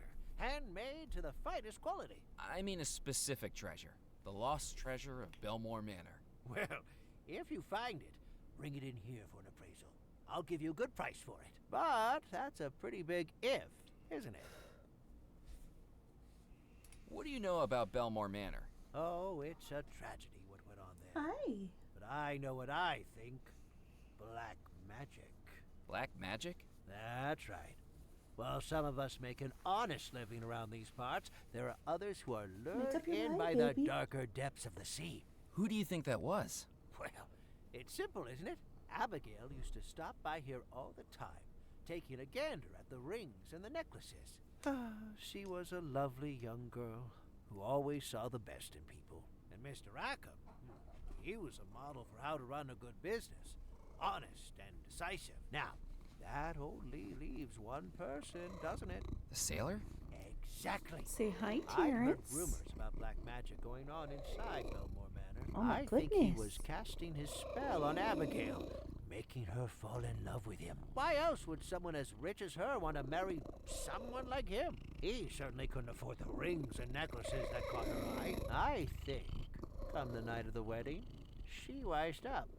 That's why she decided to marry Mr. Rackham after all. A much more responsible choice for the company. I think I'll that's just look interesting around to for now. know. I'm here if you need me. Yeah, hi, hello.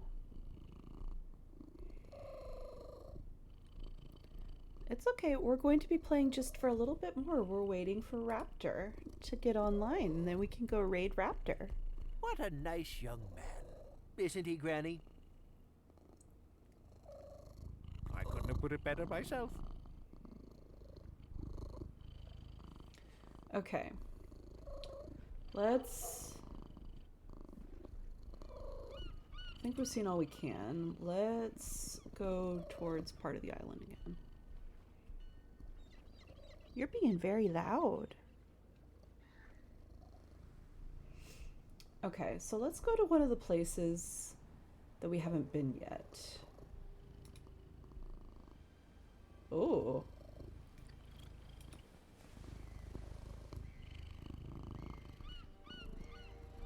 The plaque read, Fort de l'Amour. No public access. For further information, please contact the lighthouse keeper.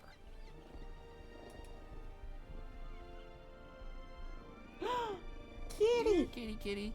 Psst, psst, psst, psst, psst. It was no use. That cat was clearly more entranced by shiny things than the stranger outside the gate. There wasn't anything to do with the lantern. The coat of arms depicted 4 lions surrounding a central flower, topped by a medieval tower. I couldn't get to the staircase while the gate was locked.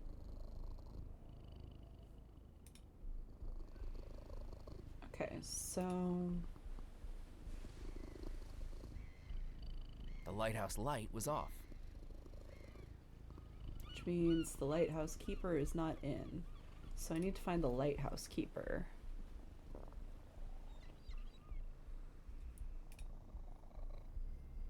Oh, here's the church. Yep, need to go into the cemetery.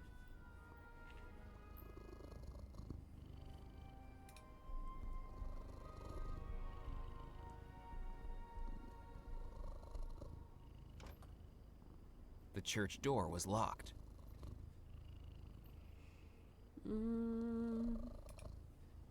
I needed to think of something else. Okay, let's go into cemetery then.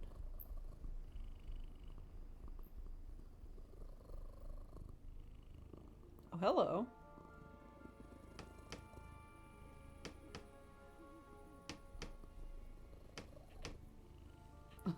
Look at that. Jack holding up one end of the table. That's so very apropos. The coffin lid had been nailed down securely. I wasn't going to be able to open it. The tin was full of nothing but holes. I didn't need to warm my hands on the stove. It was already a humid night, and the fire was more useful at keeping bugs away from the shack than keeping anyone toasty.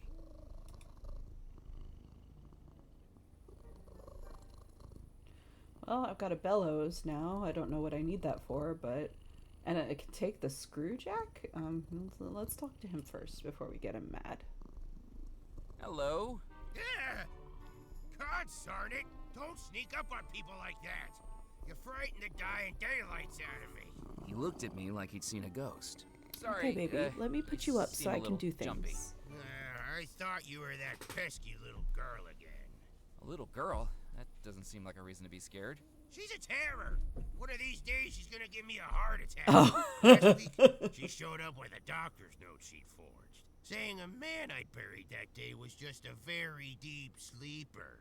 7 hours I was out here digging him back up, at my age. And was he sleeping? Dead as a dodo. Just like that little girl will be if I get my Well, hands even on if he was asleep when you put him in the ground, after 7 My name's hours Murphy he would have been McCallan. dead anyway. Just arrived on the island. Well, welcome, Mr. Murphy. I'm Edgar Kettle. Gravedigger, undertaker, coffin maker, and anything else that needs doing to keep this cemetery running.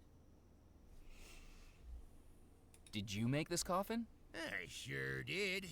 But this is no more than a pauper's coffin by anyone's standards. The finest the parish pension can buy.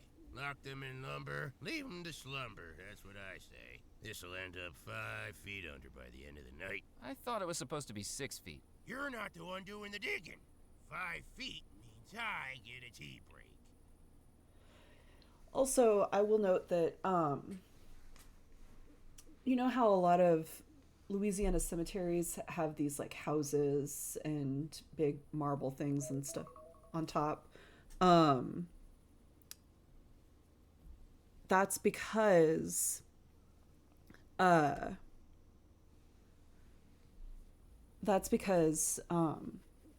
especially in coastal areas, when Louisiana floods, it will in fact like the floodwaters will lift bodies out of cemeteries, especially if they're just in lumber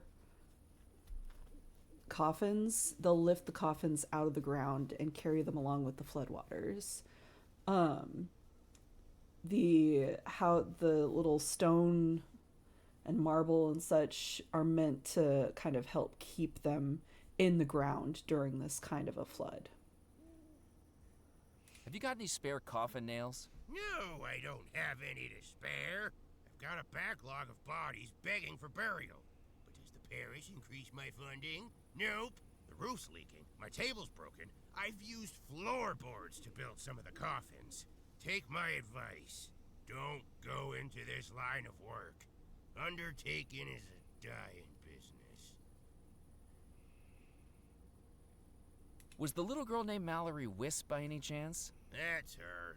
The peril in a pinafore.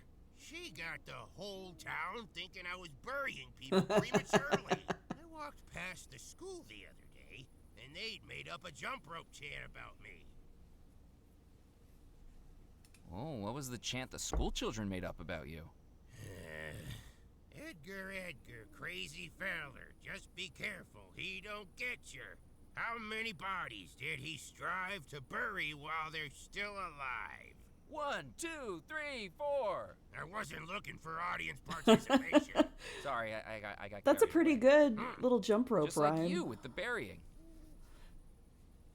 Have you ever accidentally buried someone who was still alive? Has someone been making accusations again? No, just making conversation. Well, not that I know of. When you think about it, how would I know? Shouts for help, desperate shaking of the coffin. Look, I haven't sealed anyone up who was chatting with me, let's put it that way. I usually check for signs of life, but everyone takes shortcuts sometimes, don't they? I deserve some rest in peace, too. Kind of wondering if the three brothers were, Knock, knock. Who's there? Hopefully not the guy in the coffin. Not funny. I wonder if the three brothers were buried alive. Do you think I could fit inside the coffin? Probably not. The gentleman inside might make it a bit of a squeeze. You mean there's a dead guy inside there? There better be. I can't afford to be burying empty coffins. I'm looking for the treasure of Belmore Manor. Oh, a treasure hunter. Well, let me tell you something, young man. Don't even think about digging up my graveyard. There's no treasure buried here, and I'm already busy enough filling in the holes that are supposed to be here. Do you know anything about the disappearance at Belmore Manor? I think it's important to let the dead rest in peace. But what if they're not in peace? Well, you got me there. Listen, I think there's more to that story than meets the eye. Yeah, I'm pretty you know sure. The three brothers went missing, right? Well, if you ask me, I think Abigail Belmore was behind it. She was engaged to a sailor, but nobody like her would go for a commoner. She might have loved him. She could have loved somebody with a big bank account, too.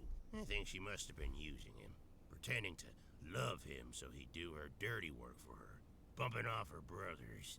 Then afterwards, she drops him and goes to marry the officer of the company. Fiendish. Do you have any proof?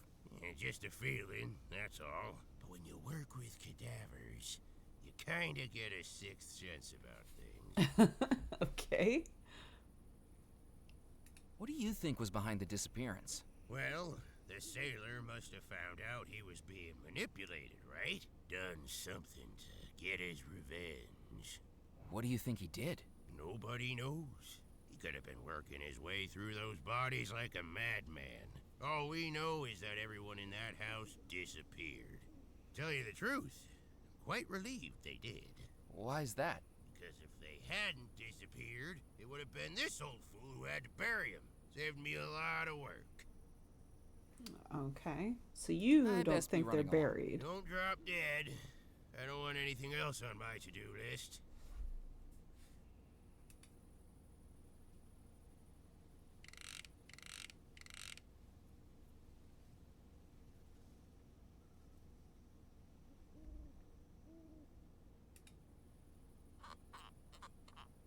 A mischievous idea Oh, began no. to form in my mind. Hey, I think the guy inside here might still be alive. And why would you think something like that? The coffin was just shaking around. Maybe you should open it up. Well, I didn't see it move. The gravedigger had me in a conundrum. I could hardly start shaking it right in front of his eyes. And unless the body inside starts Oh, that's what the jiggling twine's around, for. I'm not opening up that coffin. Hold on.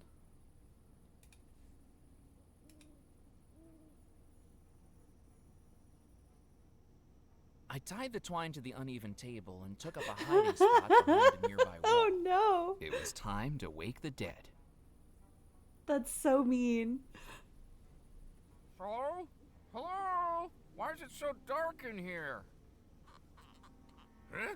Who's that? I'm stuck. Help! Help! Mallory, if that's you again. Get me out of this thing! Oh no, not again. Not again. Oh.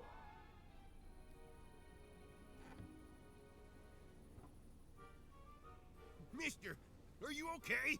I'm so sorry. I was told... Mister?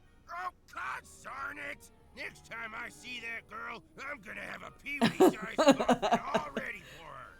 A few hours locked in one of those should adjust her sense of humor.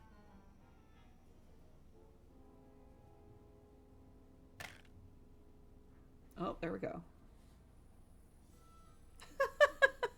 And of course it was blamed on Mallory. But you know, I don't think she'll mind.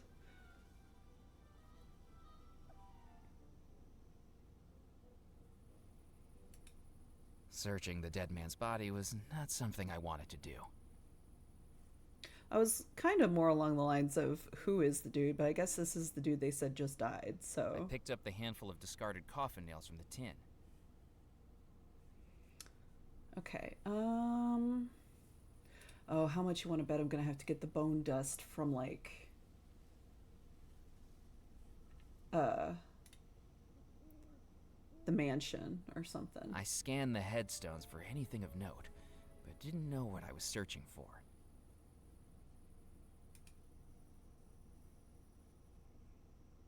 I scanned the headstones for anything of note, but didn't know what I was searching for.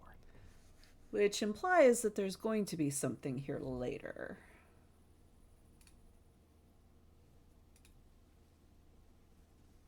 Oh. I couldn't see any way to open the crypt door. Not a doorknob, not a keyhole. Whoever sealed this up intended to seal it up for good. How much you want to bet the three brothers are sealed in there somehow? I have so many theories now. Hurry up with the barrels, Morris. We gotta get these unloaded before anyone sees us. Are you sure this is a good idea, Musket? I don't think we should be using a church as our hiding place. You're not being paid to think, Morris. You carry those barrels in here and let me worry This is about very the theological 1930s cartoon implications. gangsters. This place has been abandoned for decades. There's nobody around. Nobody living, maybe.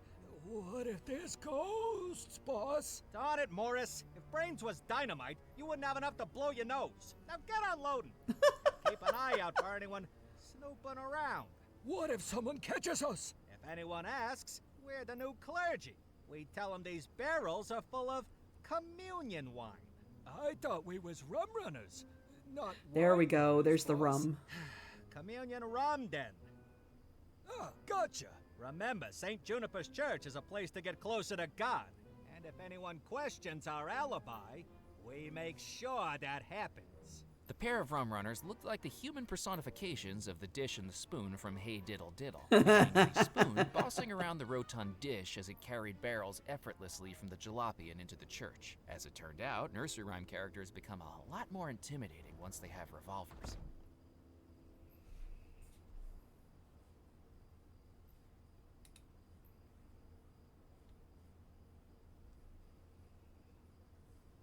I could see the shadows of the rum runners moving around inside the church, but I didn't want to get too close in case they saw me too.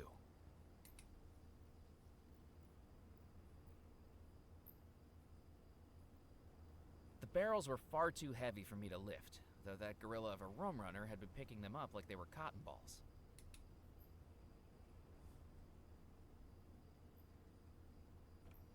The jalopy door was locked. How ironic that the rum runners would take care not to be the target of criminality.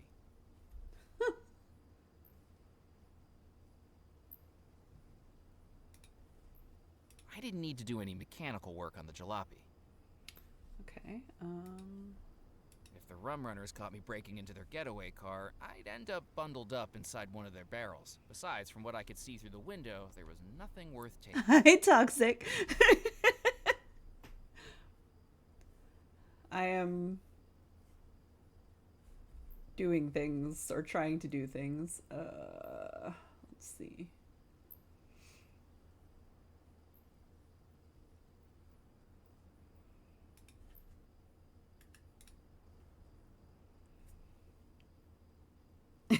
Wandering happily into the hideout of a pair of mobsters wasn't going to be a smart move.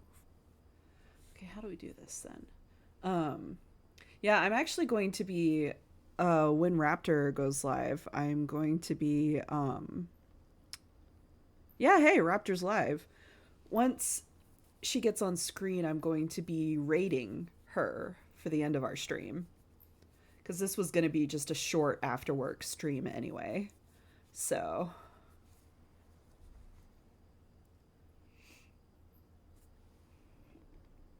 So once she's full on paying attention. The noise of smashing barrels definitely would have alerted the rum runners. I would need to be less heavy-handed. Okay, That wasn't going to work. I didn't need to blow on that. Okay. I think I need to go someplace else. Yeah, it's all good. I don't mind people lurking. I even have a lurk command and stuff now too, so. Ba-da-da-da-da-da.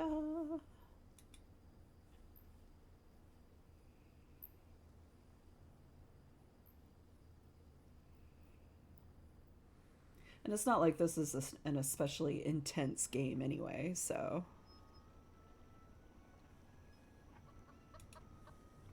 I hear chickens.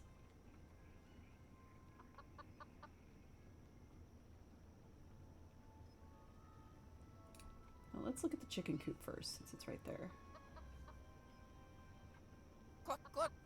Buck, buck, buck. Cluck. I tried to persuade the chicken to come outside, but clearly I was out of cluck. That's such a bad pun. Why?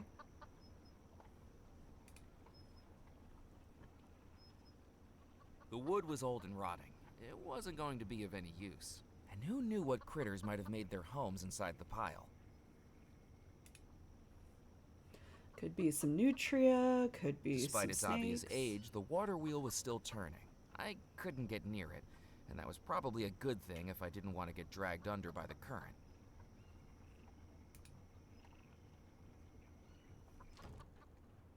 The inside of the lumber mill smelled like sawdust and grease. Judging from the overgrown weeds, it clearly hadn't been used in a long time, and yet the lights remained on.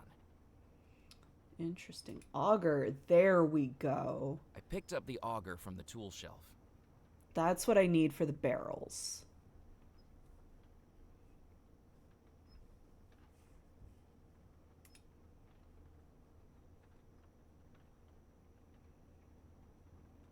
I looked over the machine, but I couldn't find a way to turn it on, if it even still worked. The beam looked to be driven by the water wheel outside. From the multitude of wires fanning out from the top, it was presumably hooked up to a generator. Interesting.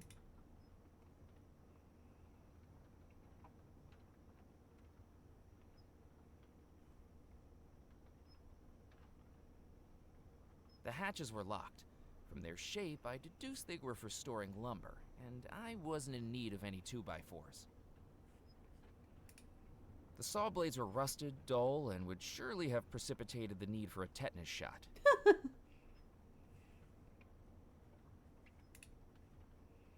there anything this way? Nope.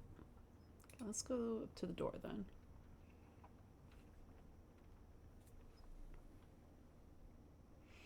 And we'll keep an eye on the raptor stream. I tried the door, but it was locked. Door was locked. I wonder, can I... I couldn't break my way through the door. It was peculiarly reinforced for a lumber mill. That is concerning. What can I do with the buzzsaw?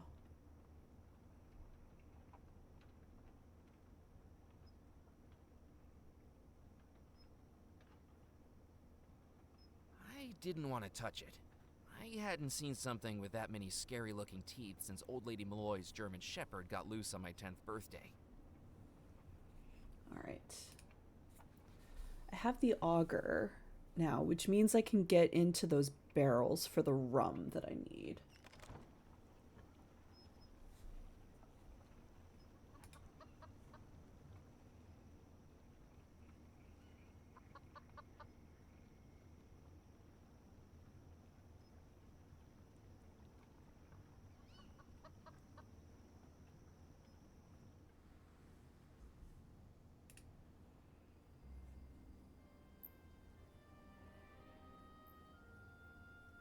Now we wait for him to go in church.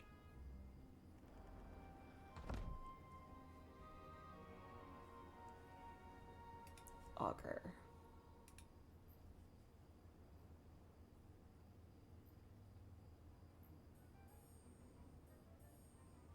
Using the auger, I drilled a small hole in the barrel. There we go. Out poured rum. The barrels were far too heavy for me to lift, though that gorilla of a rum runner had been picking them up like they were cotton balls. Where do I put the rum in, though, is the question.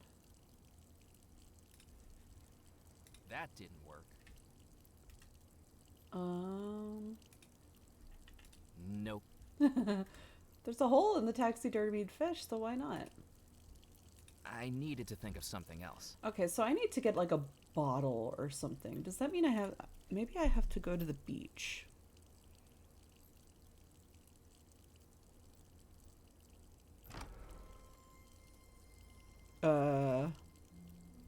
Musket, one of the barrels has sprung a leak.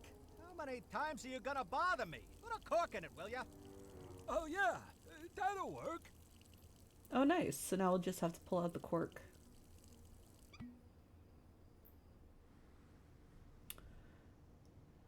Okay, so there's a few different places we can try. Let's try the beach first in case we find a bottle. Aha! Ha. I knew it.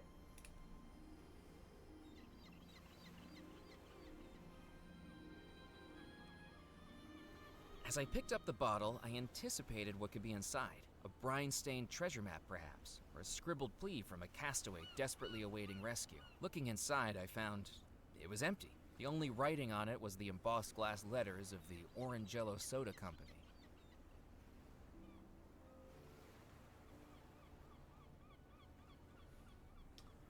Alright, so I have that for the rum now. Let's see what's in the tide pools. I peered into the tide pools, but all I could see was pebbles, sand, and seaweed. Okay, so nothing there, at least not yet.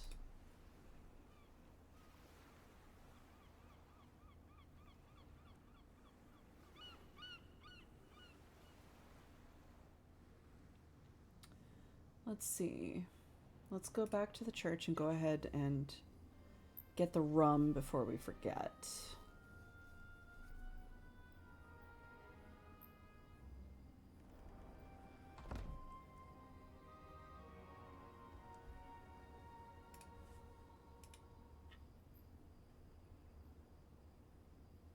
that wasn't going to work. Fine. Get the auger back out.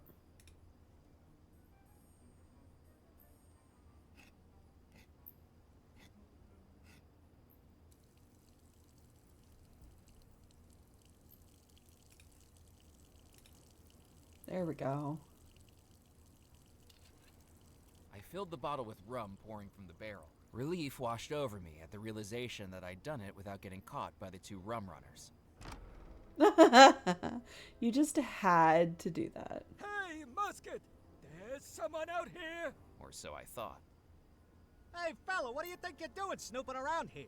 This is our church, you know, and it's closed.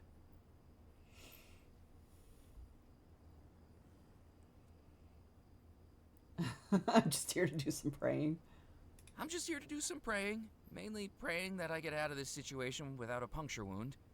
He's being a wise guy, Musket. Time to fill him full of lead. But boss, it's bad luck to bump someone off in a churchyard. Now, where'd you hear a nonsensical thing like that? I thought churches was hallowed ground, where sin and immorality would face supernatural punishment in this world or the next. Where do you get this stuff from? I told you, I do the thinking in this partnership.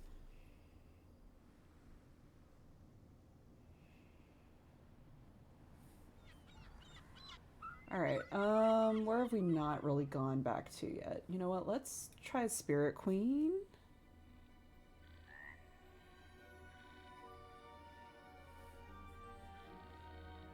Let's see what we can find.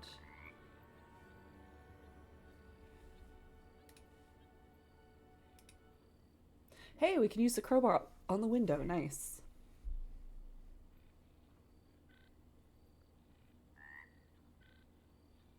With a bit of elbow grease, I levered up the window frame.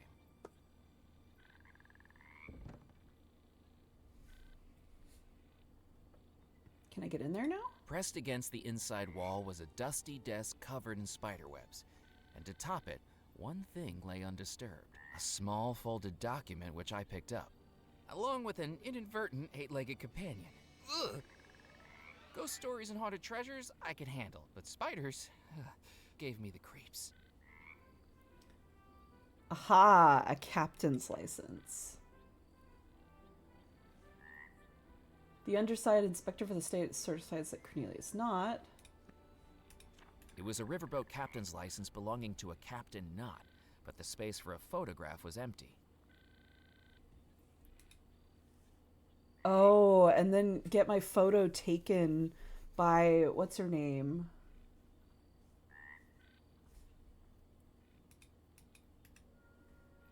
Okay, so It was a bottle filled with rum. we have the rum.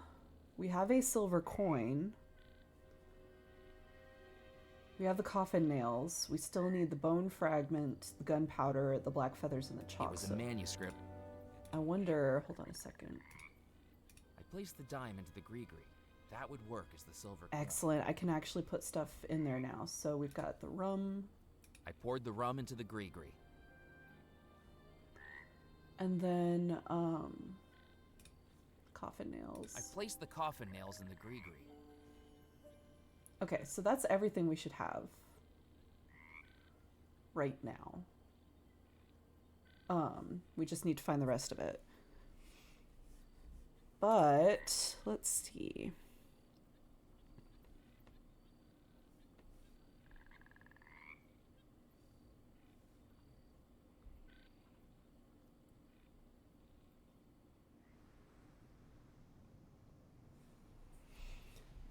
Let's see. So we need gunpowder and stuff, but we can't actually get into the fort yet because it's locked. Let's go to Dead Nettle and see if we can get my picture taken so I can put it on the captain's license, and then using the captain's license I can get into the club, or at least I should be able to. Anything to report? I'm keeping my eyes open. There was no way I was going to get past the newspaper editor to get it. Besides, I didn't know how to operate it. Yes? Hi. Can I ask her? Would you take my photograph? Do you know how much the chemicals cost to develop those photographs? I'm on a limited budget here, McAllen. Unless you've done something notable, you're not getting into print. I've got a story for you. A big one. There are rum runners at the old church. Keep your voice down, Motormouth. Do you want us to end up in the obituaries? I thought you wanted a real scoop for the Gazette. I do, just not one that gets me on the wrong side of the mob in the process. Pigeon elected mayor, cow does the high jump. Those are the types of stories that get eyes on the front pages. But I thought journalists had a duty towards truth, justice, and society. Where'd you get that poppycock idea? My duty is towards the circulation numbers. And while I'd love a shocker of a story, I'd rather not become the story, if you catch my drift. That's fair. You might not You believe know, I'll this, say something about the but ghost. I saw Why a not? ghost inside Belmore Manor. You know what? You're right, McAllen. I don't believe it. Really? You've been on this island how long? And you're already starting to sound as loopy as a local. I think I better be going. I think I better be going. I've got my eye on you, McAllen. Okay, so I need to give her a better story in order to get access to the camera. Let's talk to Ned. Oh, yeah, let's talk to Ned and see if he's got anything for us.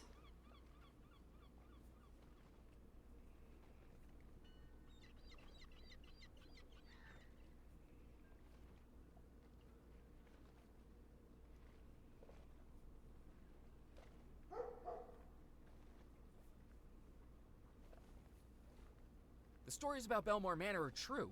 I saw the ghost bride inside the house. Blast it, Murphy. Don't say I didn't warn you. This island has had its fair share of the macabre. The best way to deal with it is to leave well enough alone. Why are you searching for that treasure anyway? Well, it's my job. The state's claim on that money runs out at 8 a.m., and I'm supposed to find it. You seem pretty passionate about something that's just for work. What are the odds you draw an assignment like that? Well, I might have made my own luck there. They wouldn't normally authorize an investigation so close to the statute of limitations running out, especially on a 30-year-old cold case. But thrust a stack of forms in front of the boss 5 minutes before clocking off on a Friday afternoon, and he doesn't care what he's signing. Let's just hope he wasn't signing your death warrant. Most of my investigations don't amount to more than counting paper clips in a municipal building or going cross-eyed over receipt rolls in a courthouse. When I found that old case folder tucked behind the filing cabinet, its only lead, a water-stained magazine, talking about a real-life haunted house, how could I pass it up?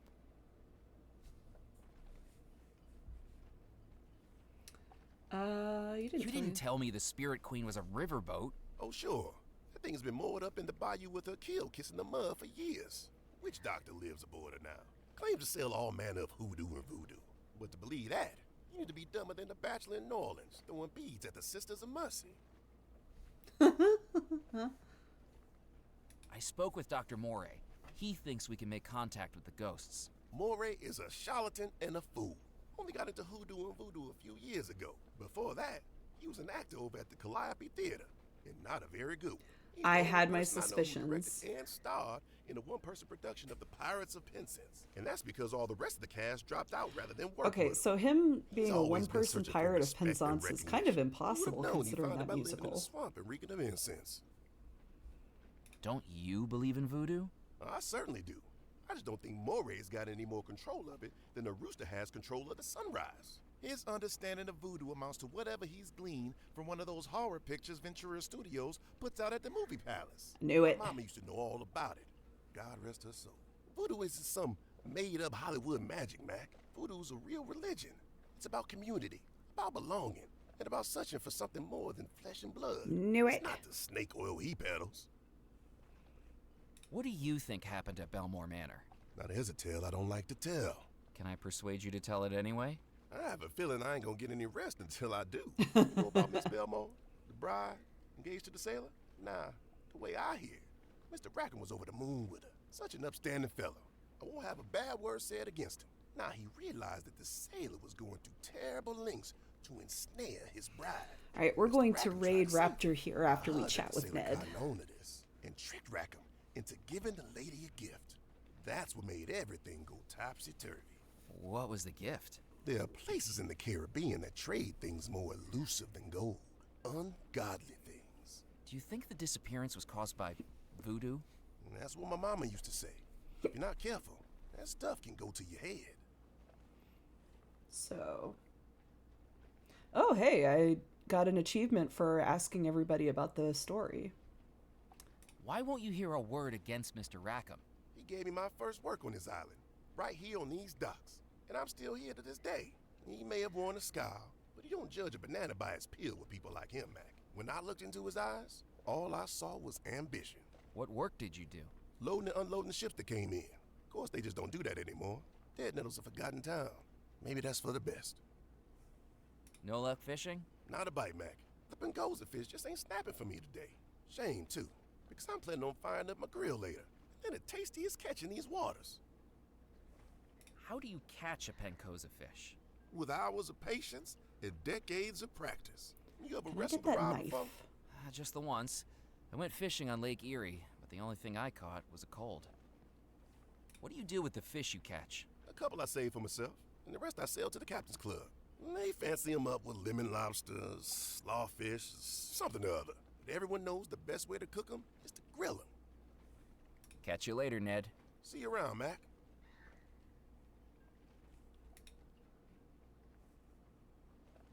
Okay, I guess I can't grab the knife, at least not yet. But we're also going to stop here because we are going to raid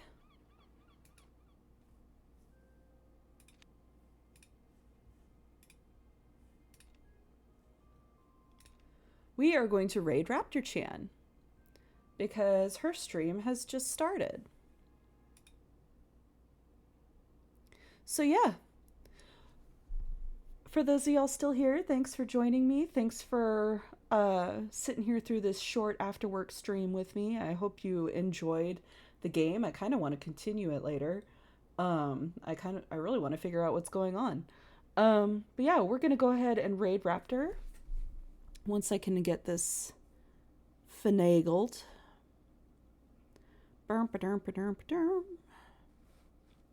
Where's my stream manager? There it is. Yeah. So, have a lovely evening. I'll see y'all in Raptor stream if y'all go there. And I will see y'all pretty soon. Bye-bye.